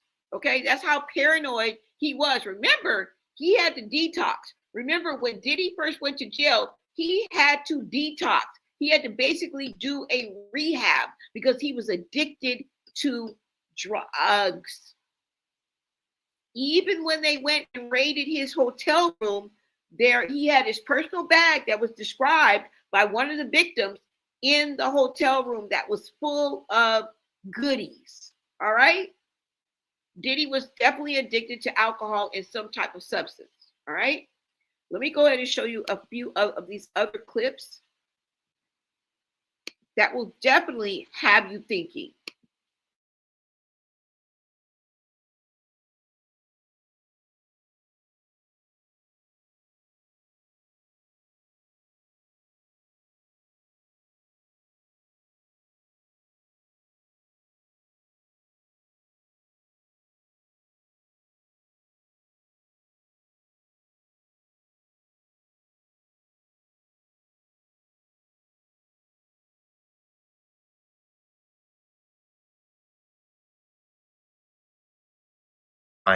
Bieber was not in his right state of mind. Here's the video. Guys, the leaked video of Justin Bieber party, P. Diddy, has just emerged and it looks horrifying. Bieber was not in his right state of mind. Here's the video. Oh, he's bad boy now. Look at that. Whoa, look at that. It's your icon alert. Look at that. It's called. Does that look normal to you guys? What's going on here? He gets down on his knees, starts drinking. Diddy right there. Look at his eyes. Guys, the leaked video of Justin Bieber partying with P. Diddy has just emerged, and it looks horrifying. Bieber was not in his right state of mind. Here's the video. Oh, he's bad boy now. Look at that. Whoa, look at that. It's your icon alert. Look at that. It's called. Does that look normal to you guys? What's going on here? He gets down on his knees, starts drinking. Diddy right there. Look at his eyes. Guys, the leaked video of Justin Bieber partying with P. Diddy has just emerged, and it looks horrifying. Bieber was not in his right state of mind. Here's the video. Oh, he's bad boy now. Look at that. Whoa, look at that. It's your icon alert. Look at that. It's called. Does that look normal to you guys? What's going on here? He gets down on his knees, starts drinking. Diddy right there.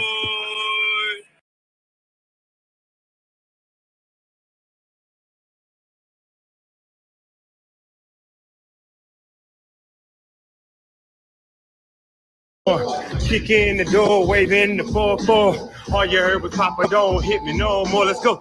Kick in the door, waving the 4-4. Hey, hey, hey. Yeah. Kick in the door, waving the 4-4. All you heard was Papa, don't hit me no more. Let's go. Kick in the door, waving the 4-4. Hey, hey, hey. Yeah. Kick in the door, waving the 4-4.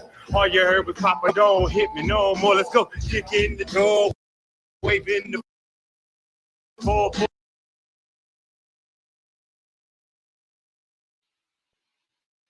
What do you think about all this? Remember, Usher was the victim first. Really strange. Really, really strange behavior. Inappropriate behavior. These people were in and around each other. There's no doubt about that. There's no doubt about that. Okay? Somebody said the parents gave their children up. They had to get paid. Everybody has a price, you guys. Everybody has a price. Same thing with R. Kelly. They gave up their kids. Justin got caught for a DUI recently. I think I heard about that. If she lied once, I can't trust her. Some people think, hey, it just takes once for some people. Justin never admitted that Diddy took his stuff. True enough. Is that Gene? He knows everything. Yeah, that was Gene Deal, guys. That was Gene Deal. I believe that these parents gave their children up for the right price. Okay? Whether it was fame for their children, a promise of a contract, a promise of a career, whether it was literal monetary value, something went terribly wrong in these situations, right? Now, I want to show you guys a video of Diddy literally checking Justin for wiretap. He's whispering in his ear. He's giving him daps, of course, but it's just the way in which this whole video went down, okay? Now, I'm going to show you one more of Justin. The only thing is, I don't believe that this is Justin 48 hours after Diddy. I believe this is, I think, when he came from the dentist or something like that. But I don't know. I'm not too sure, but I'm just putting that out there. I don't think this was the 48 hours after he was with Diddy, okay? But go ahead and take a look at this video. Is this real life? I feel crazy. The world is spinning around me. What's happening? You have 4 eyes. I have 2 fingers. Ah! Is this real life? I feel crazy. The world is spinning around me. What's happening? You have 4 eyes. I have 2 fingers. Ah! Is this real life? I feel crazy.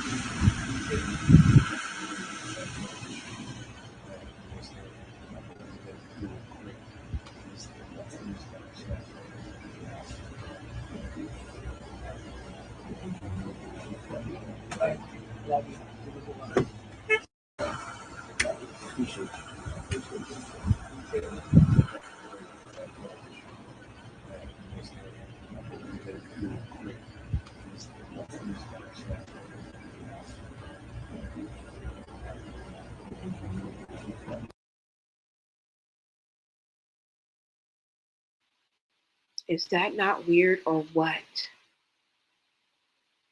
Is that not weird or what? He literally was checking Justin for a wiretap. That is how paranoid and out there Diddy was. That's how far he was willing to go to hide what he was doing to Justin, I believe, and others. He has a slew of victims, y'all. Okay? He has over 60 civil lawsuits right now. Some active, some ongoing, some inactive.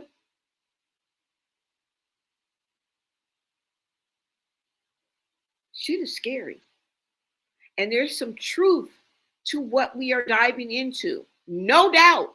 Now, everything may not be true, but one thing we can always count on over here on Blow Name Media is we may not know who's telling the truth, but we know everybody ain't lying. Somebody is telling the truth. Okay? Actions speak louder than words. And if a picture says 1,000 words, what must a video say? Right? What must the video say, y'all?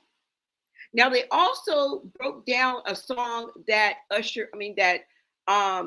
Justin Bieber did called Yummy, in which they feel like this represents the secret society in which children are victims. And some of the most horrendous and horrific acts are done to children. Okay? Let me go ahead and get that. Okay? Hold on, you guys. Let's go ahead and get into this. But was this not weird? Like, was this not an awkward encounter? And you see Justin. Justin looks absolutely out of it. Justin looks like he doesn't even want to be around Diddy. Like maybe he even caught him off guard. It looks as even like there's a golf cart in the back. And we know how Diddy operates. Because if you know anything about the trial, even if you don't, I'm here to tell you. Okay, I was with every day of that trial, even though it was not public. There were people that were inside giving their details, all right, and covering the Diddy trial, meaning they would go sit inside the courtroom, take notes, and then come outside and let us know what the funk was going on, okay? And I can tell you it was one of the longest, most bizarre cases I've covered because I covered it online, okay? Even though I was not in New York, I covered the Diddy case, all right? From day 1 to day 30, damn near. I think it lasted damn near a month, maybe 6 weeks. God, it was long. All right, you guys, let me go ahead and get into the Yummy video breakdown. If you guys don't know, Justin Bieber did a song called Yummy, okay? And in this video, there was a breakdown of it, okay? Somebody actually looked at the video and did a breakdown. Now, really, it was the words, of course, the lyrics are always going to tell you something, but it was the imagery that was broken down for us. I thought it was interesting, okay? Doesn't prove innocence or guilt, but I just thought it would add to this conversation, okay? I know there's only 20 of y'all on here, but you know, when I do these things, and I choose a topic, it's because I want to have this conversation. So I you know, either way, if it's 2 people on here or 200, you know, not only do I have a job to do, but I owe it. I owe it to my audience. I owe it to the people that join my chat to bring you 100% of what I have. And me as a Gemini, I just got to get it out. Okay. I enjoy talking. So let me stop talking. Okay. It's what I do best. All right. So no worries, guys. No worries. All right. I know some people are like, why are you covering this? You only got 20 people. Because, hey, this is what I do, bro. And one day I'm going to have 2 million people watching me. All right. Will you be one of my day ones? All right. Okay. Let's go, y'all. 20 people today. It's going to be 200,000 tomorrow, okay? Shout out to Carlissa. She gave me that mindset because she actually talked it into fruition, and I watched her with my own eyes. So, you know, I plan on doing the same, guys. Today it's 20 people. Tomorrow, one day, it'll be 200,000 people watching, okay? Let's go ahead and get into this, guys.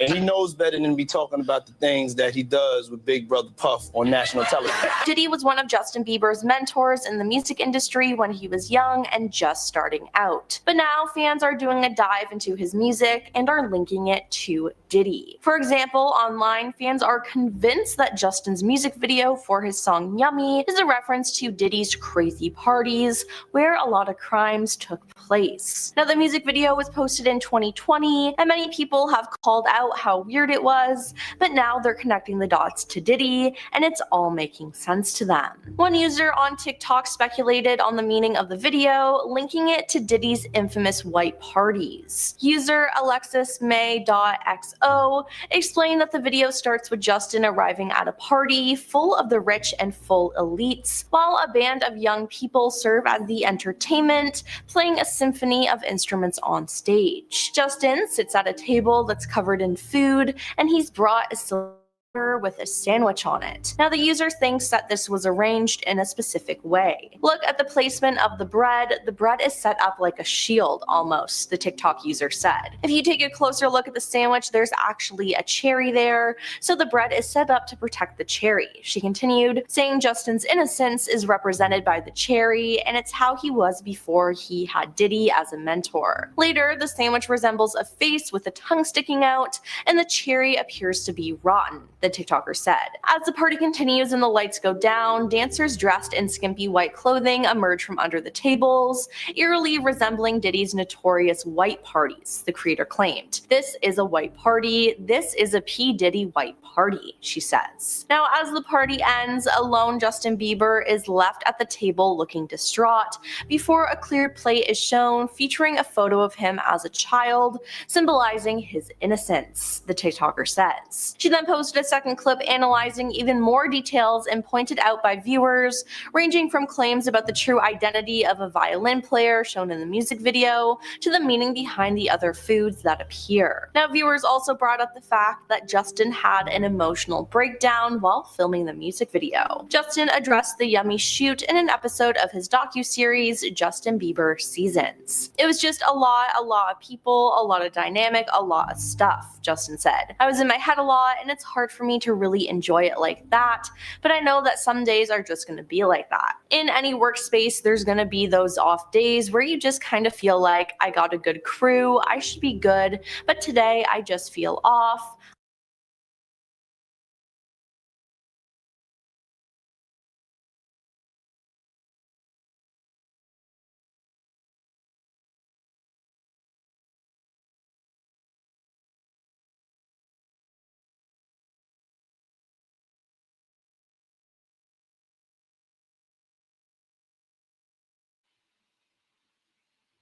So you guys caught the breakdown of the imagery, and I just thought that interesting. I thought it added to this conversation. And as you can see in that clip, Justin Bieber had somewhat of an emotional breakdown while doing this video, and I wonder why. Shout out to Inform Overload. If you want to watch that video in its entirety, make your way on over to Inform Overload to watch the video in its entirety. Okay. Now, if you guys find that strange, I mean, let me know what you guys are thinking. What is up, Aries one? Miss Lolly says Ray J Diddy party. Yeah, you see how Ray J seems to be off a little OFF lately, and the things that Jay has said, that could be for a whole nother video, right? Each one of these people has something in common, and that is they were linked to Diddy at the height, at the pinnacle of these Diddy parties, right? And you guys remember LeBron James saying, ain't no party like a Diddy party? I mean, MTV, for Christ's sakes, had a whole advertisement, a whole mini commercial that advertised and supported the Diddy parties, right? And we have to know that they knew what was going on way before we did. Way before we did. Okay? Now, another thing that interests me, okay, is that a lot of people were trying to dismiss Allie Carter. Now, I understand about the other women that I spoke on, right? And we're not talking about the dozens of other victims that have come out and spoke against and told their story, but specifically Allie Carter, I think has been vindicated since the files, the e-files have come out. That's what I'll say. Since the e-files have come out to me, okay, what she has said, although there's discrepancies, although people think she's Lulu, la la, whatever, okay, I am not ready to dismiss everything that that young woman has said, okay? And since the e-files have come out, so has some other things that I feel adds credibility to what she was saying, okay? And like they say, you guys, a picture is worth 1,000 words. Honestly, a picture is definitely worth 1,000 words. And when I saw this picture, it basically told me 1,000 words. It kind of brought everything together. Now, unless this is AI, because AI is a mofo, all right? We have to say that, and we all can be fooled by AI. But I want to know what you guys think about this visual right here, okay? This image, this picture that recently popped up. Now, me, I'm not very gullible, but what I can say, and remember I told you that Allie Carter also claims to be Tupac's illegitimate child, okay? And I don't know if she just made this up because a lot of people said that she resembles Tupac, but I mean, I'm on the side, I'm straddling the fence here because either somebody told her enough times that she resembles Tupac or that she looks like she could be Tupac's kid, because she damn sure does, or it could be some truth to what she said. Now, you guys know I have a special place in my heart for Tupac. Tupac is my very favorite rapper of all times, okay? of all times, Tupac is my favorite rapper. Okay. I've also said that Lil Wayne is the best rapper alive, and he's my favorite rapper alive and living. Okay. But my overall favorite rapper who has a special place in my heart is Tupac. So when I say this, I'm putting some weight on it. Okay. Now, like I said, I don't know if just enough people told her that she looked like Tupac and she just took it and ran with it, or is there some truth to her actually being Tupac's daughter? She definitely looks like she could be Tupac's daughter. All right. Now, I don't know why he would have an illegitimate daughter. This is what makes me skeptical of that, because the way that Tupac was, why would he have to deny her? Why would he allow her to go off and be abused and be put in the foster care system and say somebody else was her parents? You know what I'm saying? That part doesn't make sense to me, because why would he have to have an illegitimate daughter? Why would he have to hide her? Why could he not claim her?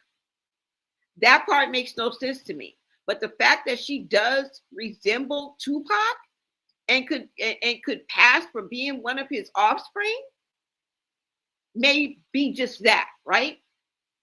But this picture looks real to me.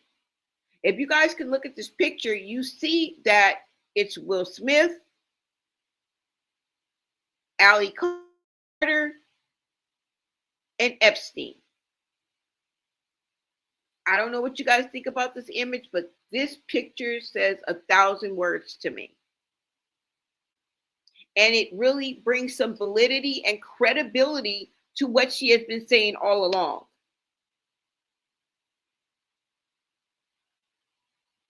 Now, I do want to say that this conversation is in and around Justin Bieber and Usher. Okay, that's what I want it to be centered around. But I have not done a deep dive into a timeline in which Ali Carter speaks of. Okay, so the truth may be very well hidden in a timeline, right? Maybe she said it happened in 20 something, something, something. And she said she was a teenager on a boat.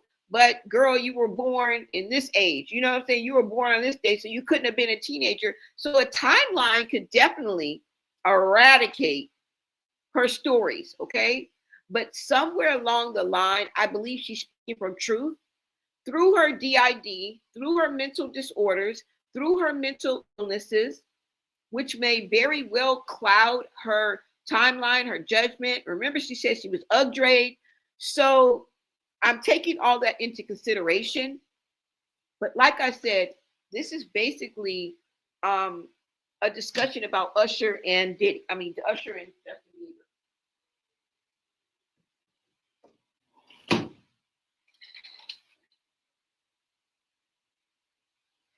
Sorry about that, y'all. I had to close my window.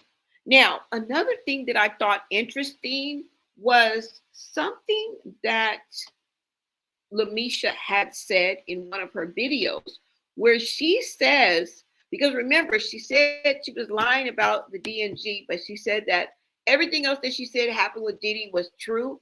Now, she did say some bizarre things. Like if you listen to her full story and how she escaped, that kind of puts me in the category of like, girl, you know what I'm saying? It did sound a little over the top, but hey, who am I? Okay, with what I saw in the e-files. Have y'all been over there? Have you been over there? Because I'm inclined to believe any fucking thing. I just take a trip. Just take a trip right on over to the e-files. You can pull them up too. Millions video, documents, email, text, pictures, audio.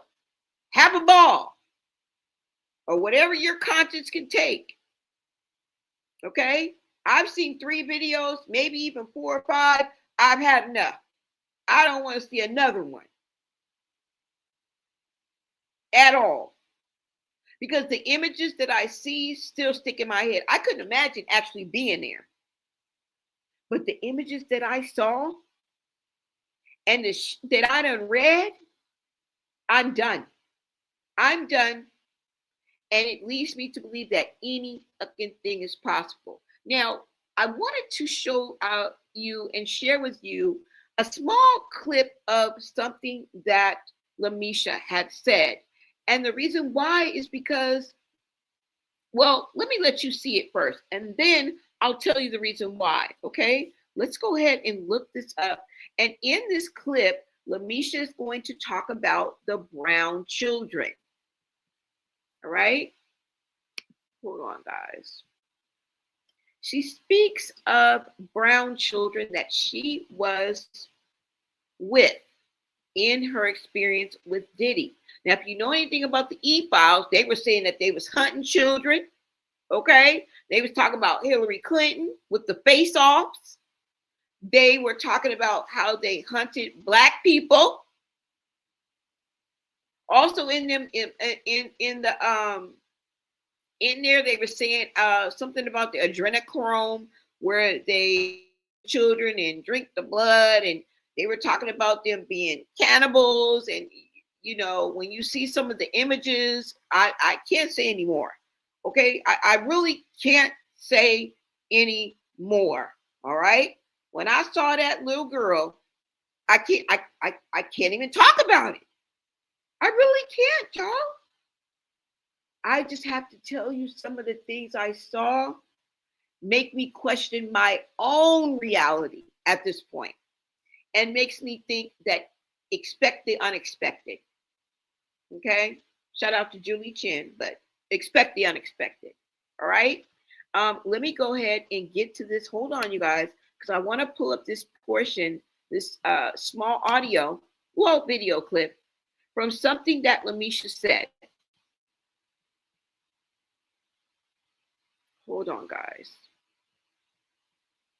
You guys make sure you smash that like button, share out this live, guys, so we can get into the algorithm. More people can come in and join in this important conversation, okay?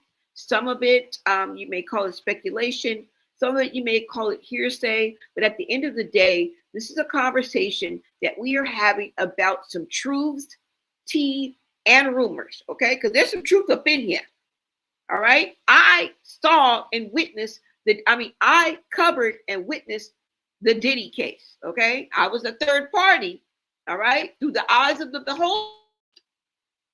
But yet and still, when you read these court papers, that is real. That is true, okay?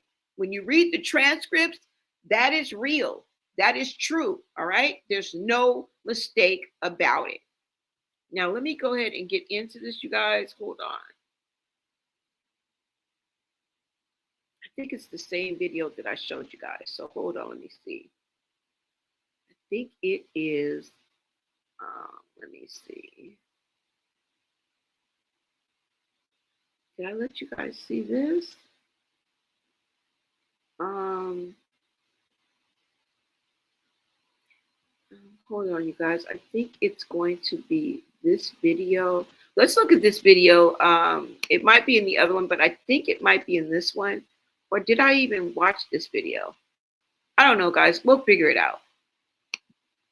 It's just a small clip.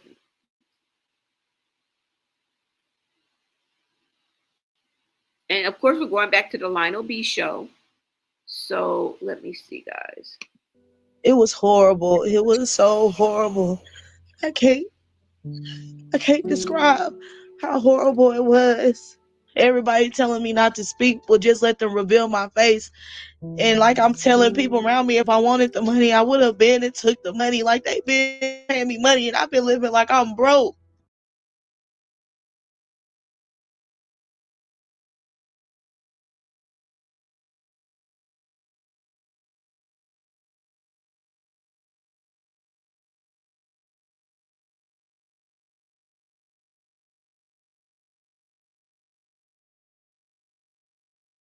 Oh, It's tough. I know it's tough, Mom.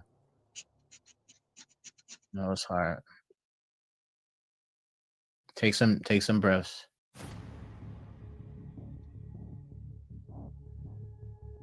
Okay, it's just the memory that I think it's the memory. And it's like every time I think about it, it's like I relive it.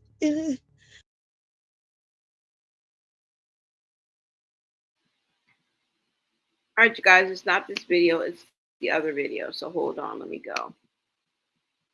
And you guys can make your way on over to the Lionel B Show. There's several videos if you guys want to check it out. Come to your own conclusions. Do your own research. I always encourage you to do your own research, okay? Let me see. Hold on. All right, so I think it's in this video. Let's go ahead and bring this video back up. And let me find that part.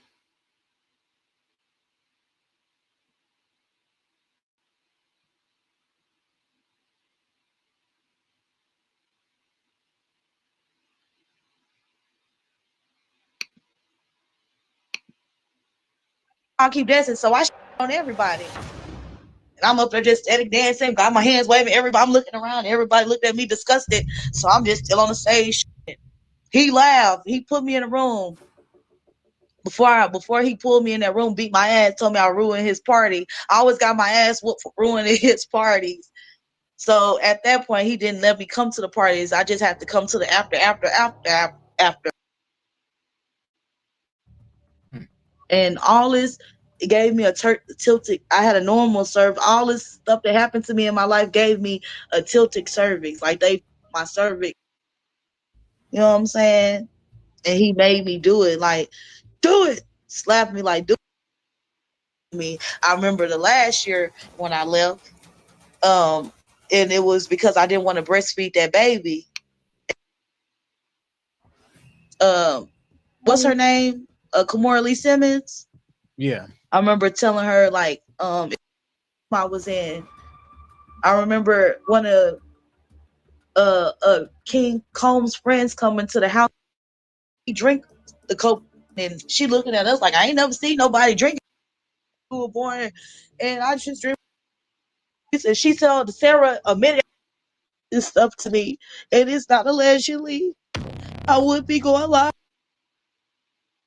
I go take out the trash, and it's so I can have that baby because I kept losing the.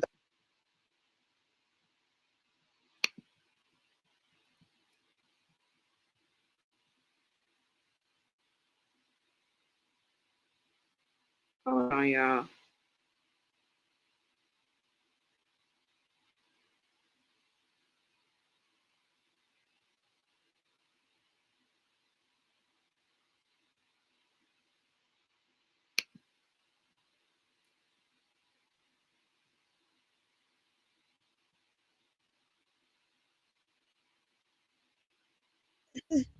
And I'm there and I see it. My body can't move, but I'm.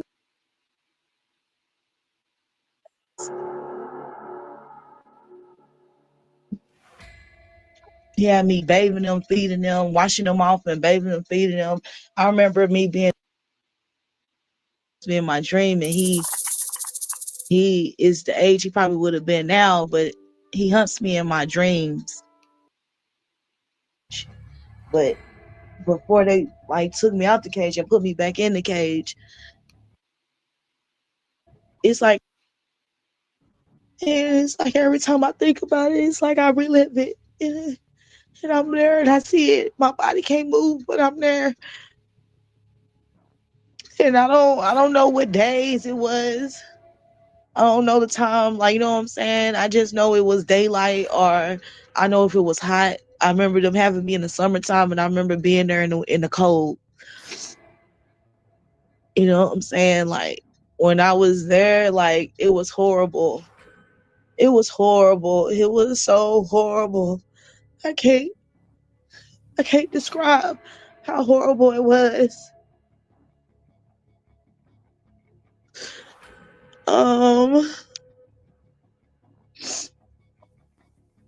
After that happened, it's like it goes in and out. I remember trying to escape. I remember the brown children. I remember being locked in the cage with these brown kids. I don't know what race they were, but I know they looked at black, but they didn't speak English. How many kids would you say was in there with you? had to be like 30 or 50 kids, but it kept getting smaller and smaller and smaller because they were hunting these babies. It got like it was like until I noticed it, I was just in the cage. But before they like took me out the cage and put me back in the cage, they had me these babies with them. I remember him shooting his baby. The baby had to be no more than 5 or 6. This baby, this boy, he hunts me in my dream, and he is the age he probably would have been now, but he hunts me in my dreams. Like when I have out of body experience, and like it's like he's chasing me. I remember he shot that baby, and I was like, I'm not gonna stop him, and he pop, pop, pop, pop, pop, pick up the knife. So I picked up, and I was just going like this.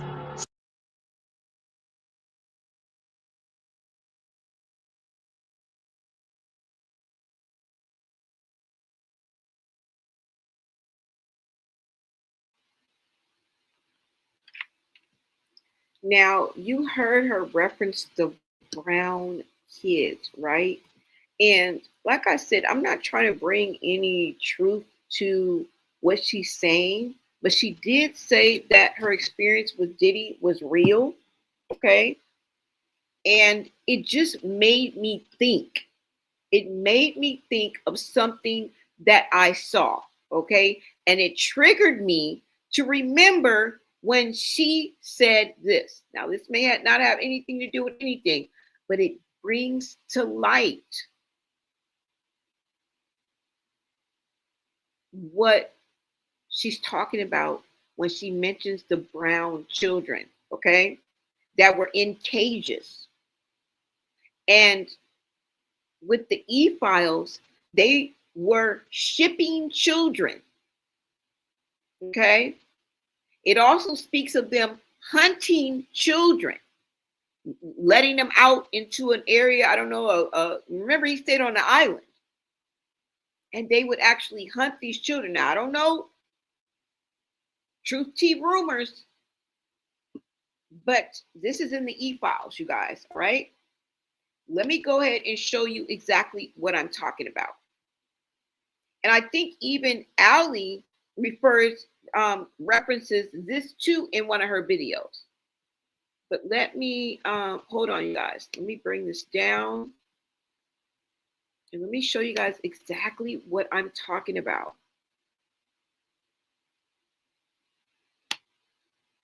Let me go ahead and bring up this IG videos. Let me take this down. Hold on, you guys. Thank you guys so much for tapping in to Bloné Media. Like, share, and subscribe, you guys. If you guys are feeling the vibe, go ahead and become a member. Grab your membership. Become part of the Bloné Society. Shout out to all my VIPs, my mods, and my members. Thank you for holding me down and hyping me up, okay? Let me go ahead and bring up my IG now.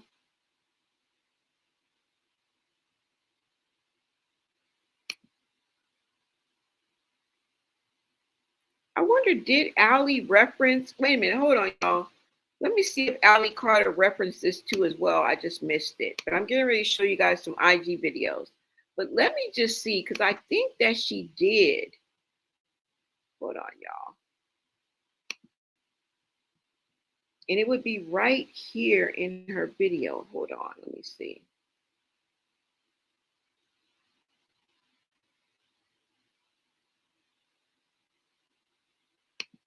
Let's see, you guys.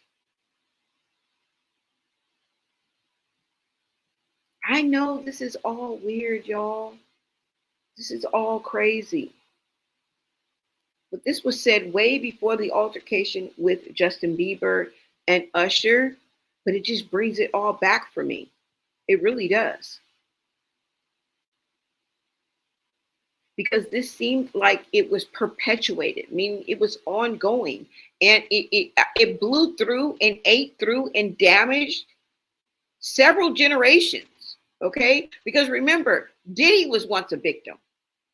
When you think about the people that came before him, Andre Harrell, and the people that came before him, Russell Simmons, okay?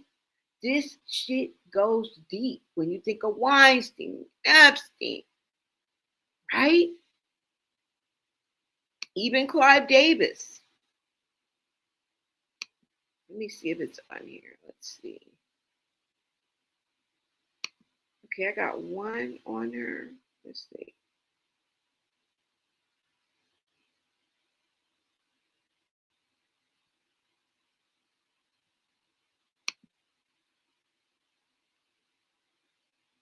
Let me see if it's one of these videos, guys. Let's see. Because I have it down that she talked about kids and shipping crates or whatever. Let's just look at a couple of these guys, all right? Hold on. And she speaks on her experience with Diddy.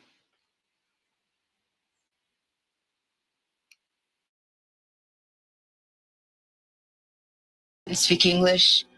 There were kids that were sick and that were already dying. There were babies. There were babies that were locked me in containers with his shipment of kids. There were kids in there that didn't speak English. There were kids that were sick and that were already dying. There were babies. There were babies that were 6 years old, and I'll never forget them just crying, and everybody was just staring at them. Everybody was just staring at each other. Nobody knew whether or not to move. I was freaked out. And I got up and I held her. And they opened the truck and they took her from me. Because they said she was already sick. And they killed her.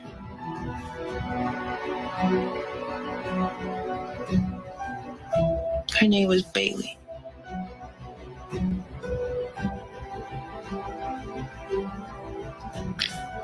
One time he locked me in containers with his shipment of kids. There were kids in there that didn't speak English. Now, does that sound like exactly the same thing that we just heard from the previous person who just spoke? Shipping containers. Children didn't know English. Some of them were sick. But she was put in there with his shipment of children. And the files that came out describe just that. Now, what am I talking about that triggered me to actually dig and find this? It was something that I seen on IG. Let's go over there. I wanted to make sure that I allowed you to hear what Ali had to say first before I show you what I'm about to show you. Okay? Let's go. Let me go ahead and bring this up, you guys. Is this sick or what? You know what they say, the truth will always come to light. Okay? The truth will always be revealed. It may not be when you call, but it's always going to be on time. Okay? Always going to be on time. And this is so sad for the victims, the children that suffered through this. And what a horrible world we live in, y'all, that somebody would allow this to go on. Let me go ahead and pull up these videos that I want to show you right quick, okay? Let's go ahead and get into this before I let you guys go. Let me go ahead and bring this up. Let's go ahead and look at a few of these videos, okay? And leave your thoughts in the comments. I really would like to know what you guys think about what I'm about to show you. Remember, everybody ain't lying, okay? There's no way that these two women could orchestrate all this that's going on over here on IG and everything that we're looking at. They couldn't have orchestrated everything that we've learned on the e-files, okay? All right? Okay.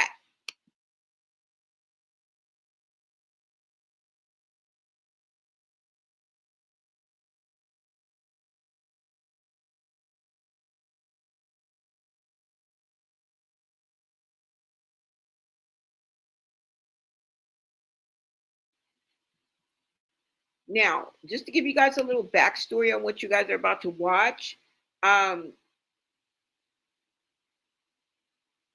they are saying that, and this is from Cali News Network, Evergreen and many more, all connected to the files. I think the audience in the Instagram is ready to hear the truth that has been circulating for the last 5 years on TikTok and other platforms. Closing borders was not just skipping the line in chaos. It was a blatant disregard for the trafficked people. Some will never hear the audio or see the videos of what's happening in the border. Repost. So they're showing you guys, okay? It says we also have another major issue going on. And this is the reason why a lot of people and dock workers were quitting. Why? Because they were tired of hearing the screams of children. Take a listen and a look. On our porch right now, and I just wanted to speak on it because I don't think a lot of people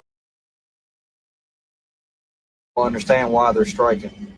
One of the major reasons I've been seeing coming out of videos and reports from people talking about it is that they get tired of hearing children screaming inside the containers.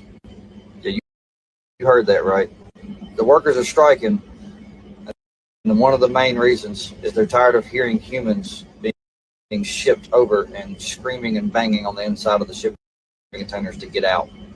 I understand we have a serious human trafficking issue in this country. I just did not think it was this bad. Never once did it cross my mind we need to be checking shipping containers for people. Can you imagine how long somebody's been inside of one of those, depending on how long they were waiting to dock? No heat, no air, nothing. I pray for the workers of the ports because I don't think they signed up to deal with people. Pretty sure they were just supposed to move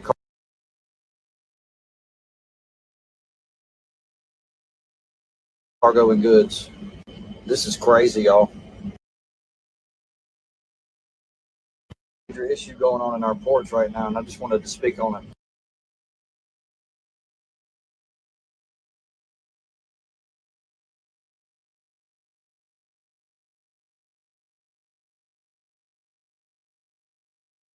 Check did not clear the bank, and so we sent the truck out to pick up the container.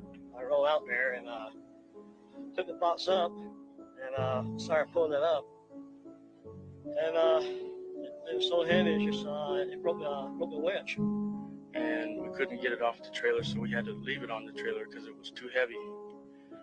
So I was asked by Nick to have a crew go down and unload the container at the other yard. I got a radio call that from Ron Gillette, the foreman. They said the men were throwing up and there was something really wrong. One of them fell down and hit me right in front of my feet. And it was opened up, and there it was. And when I came to work the following day, I saw it myself. I couldn't believe it. And it's just, just little bitty babies, just all torn pieces. Their heads chopped off, arms, legs, it's just, well, really, it's just, it makes you want to cry when you see something like that. Starting at the very front of this container, it was just wall clear to the ceiling, and clear to the sides, filled with them. I really don't want to witness it again. Not what I saw. Well, as the supervisor for the County of Los Angeles, we found out through the media that 17,000 infants had been stored in the containers. Check did not clear the bank. Did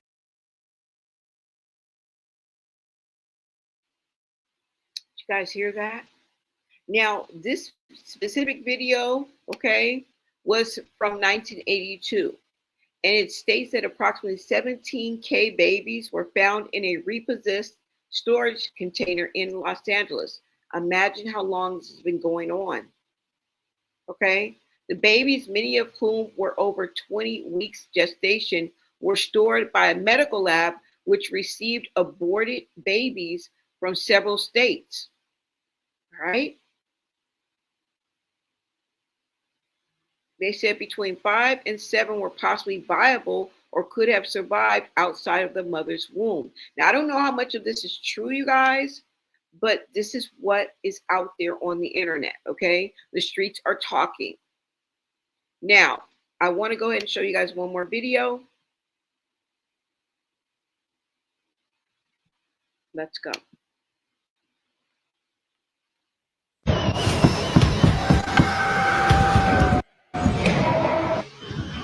Hey, we up here, we in here.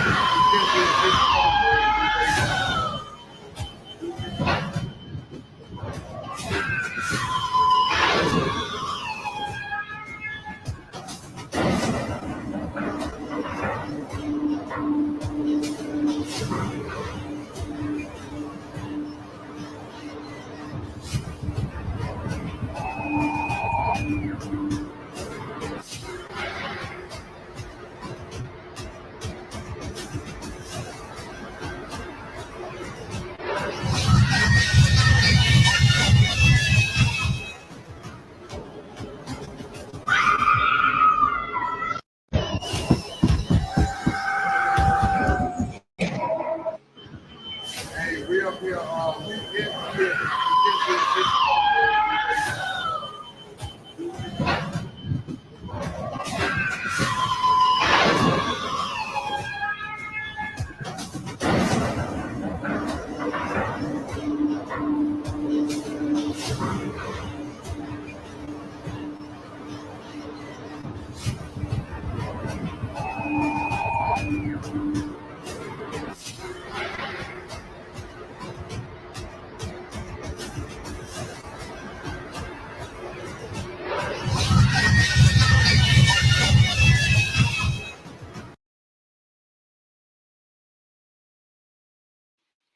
Now, in these videos, it clearly sounds like you're hearing screaming. Okay. Now, like I said, AI is a motherfucker. All right. We don't know if this has been conjured up, if it's real, if it's fake. I honestly believe that that is what we're hearing. Okay. In this clip, I believe that this video shows large shipping yard filled with cargo containers, while the audio in the background captures what some listeners say sounds like children screaming. Okay. Now, it says in the caption, according to the person sharing the footage, the recording was difficult to continue once the sounds were heard. Now, this video sparked debate, y'all, and intense reactions. Now, I don't know where this was originated from, but I wanted to go ahead and bring this to you because at the end of the day, y'all, this is some scary and sick shit. And it just lets you know in the world in which we live in, right? Can you believe that? If this is true, isn't that insane? You know, at the end of the day, we have to wonder what went on and exactly what Justin Bieber experienced, right? And you know, I don't know what else to say, y'all. I really don't know what else to say. You know, Usher was wrong for this, for even introducing Bieber to Diddy and allowing him to stay with Diddy, just like the people that were supposed to care for him allowed him and handed him right on over to Diddy. It's like they were fed to the wolves. And you know how sometimes the abuser will take on, the victim will take on the actions and the behaviors of the abuser or their perpetrator and act just like them, whereas some other people will take the total opposite road, right? And wants nothing to be nothing like their perpetrator. We have to wonder about Usher. Is that the case that we're looking at? Was Ali Carter telling the truth? Did she really experience the things that she said? Although some people have lost their credibility, some people have stuck to what they've said. Now, I'm going to leave that up to you, but you know, at the end of the day, Justin is really the one that's on top. You know what I'm saying? He's more successful, definitely, than Usher.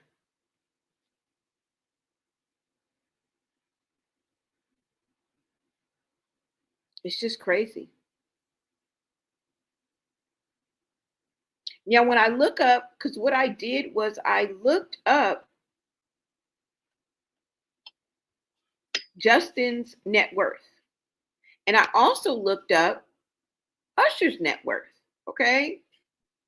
Let's look up Usher's net worth right quick. Let me go ahead and share that to you with you guys before I let you guys go.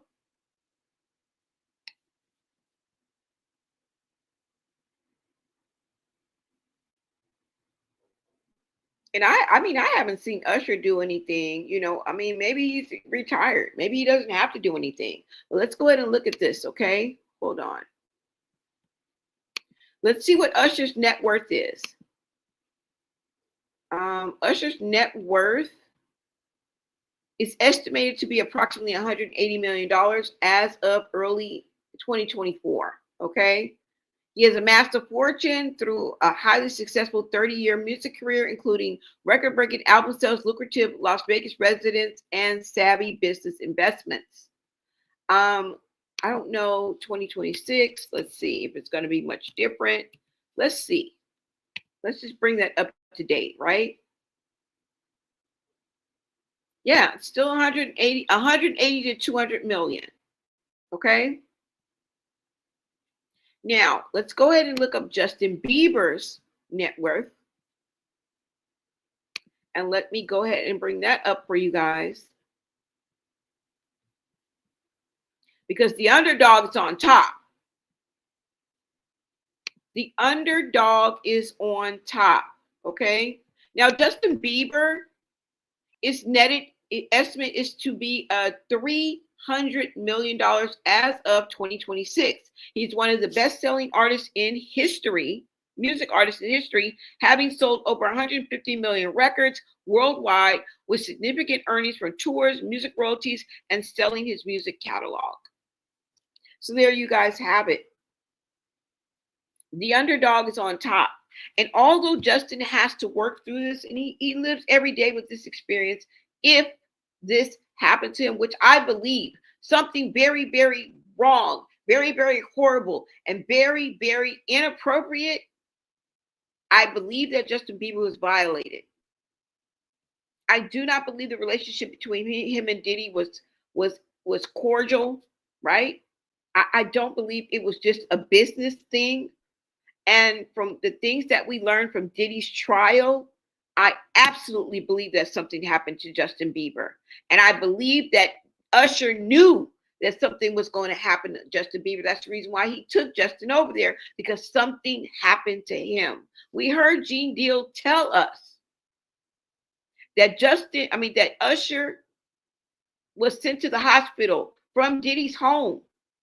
He was bleeding from the area that I won't name. And as we know later on, maybe not then and there, but later on, we learned that Usher has an incurable disease. You guys remember that? So, I mean, I'm going to leave it up to you guys. Hold on, y'all. Let me see. Let me go ahead and share this.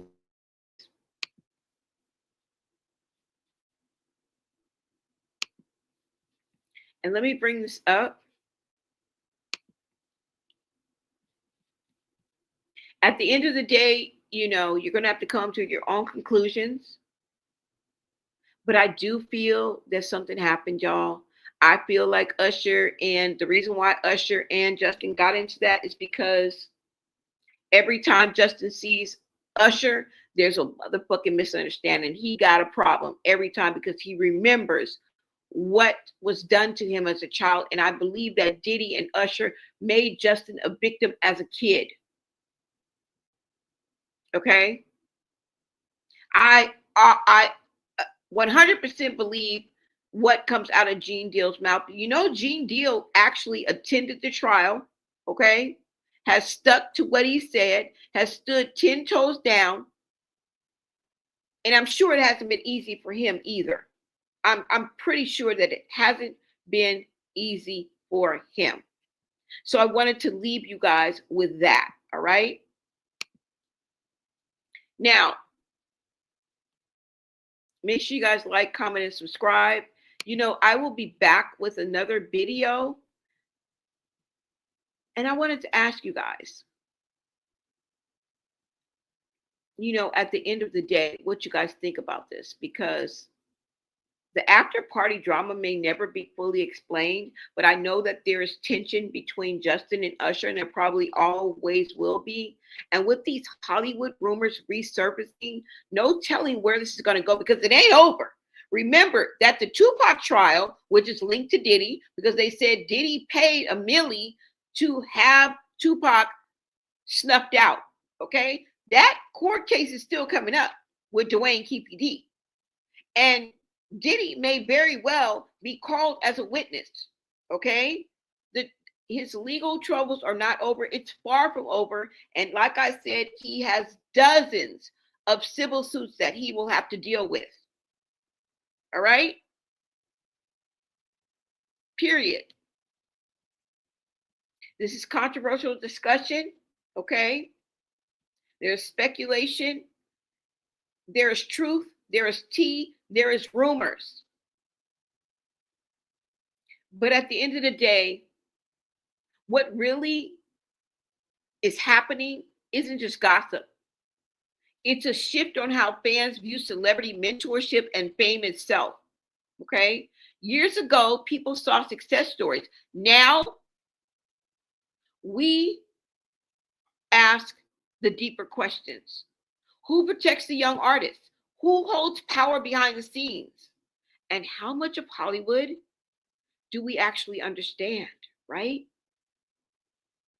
Now, right now, we don't know what, if anything, truly happened at the after party. But one thing is clear: the public is no longer, we are no longer separating celebrity image from industry reality. And once questions start circulating online, they rarely go away. They rarely disappear. Okay. I want your honest opinion, you guys. Do you think the internet sometimes connects dots that aren't there? Or does public speculation uncover truths that people were afraid to discuss in the first damn place? I don't know, you guys. Comment your thoughts respectfully below. Be part of the replay gang. Like for more breakdowns or trending entertainment stories, and subscribe for real conversations about celebrity culture, industry power, and viral headlines everybody is debating, okay? Because in today's world, the story behind the fame often becomes bigger than the fame itself. All right.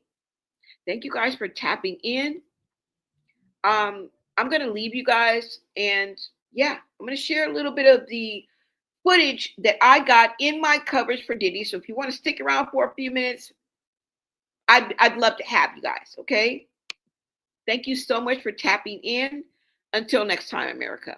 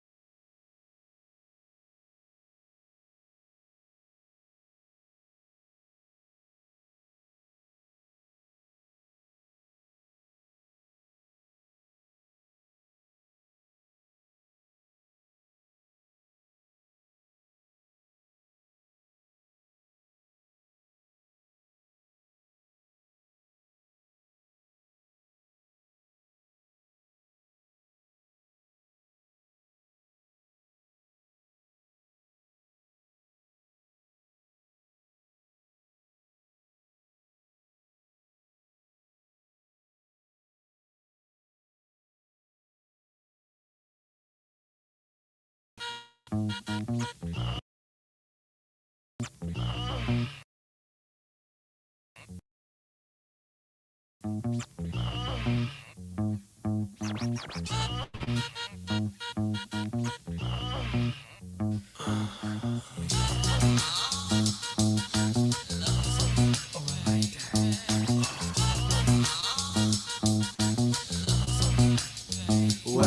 we're the freaks of the industry. My man Money B. The freaks of the industry. And when you see us backstage, be prepared to G.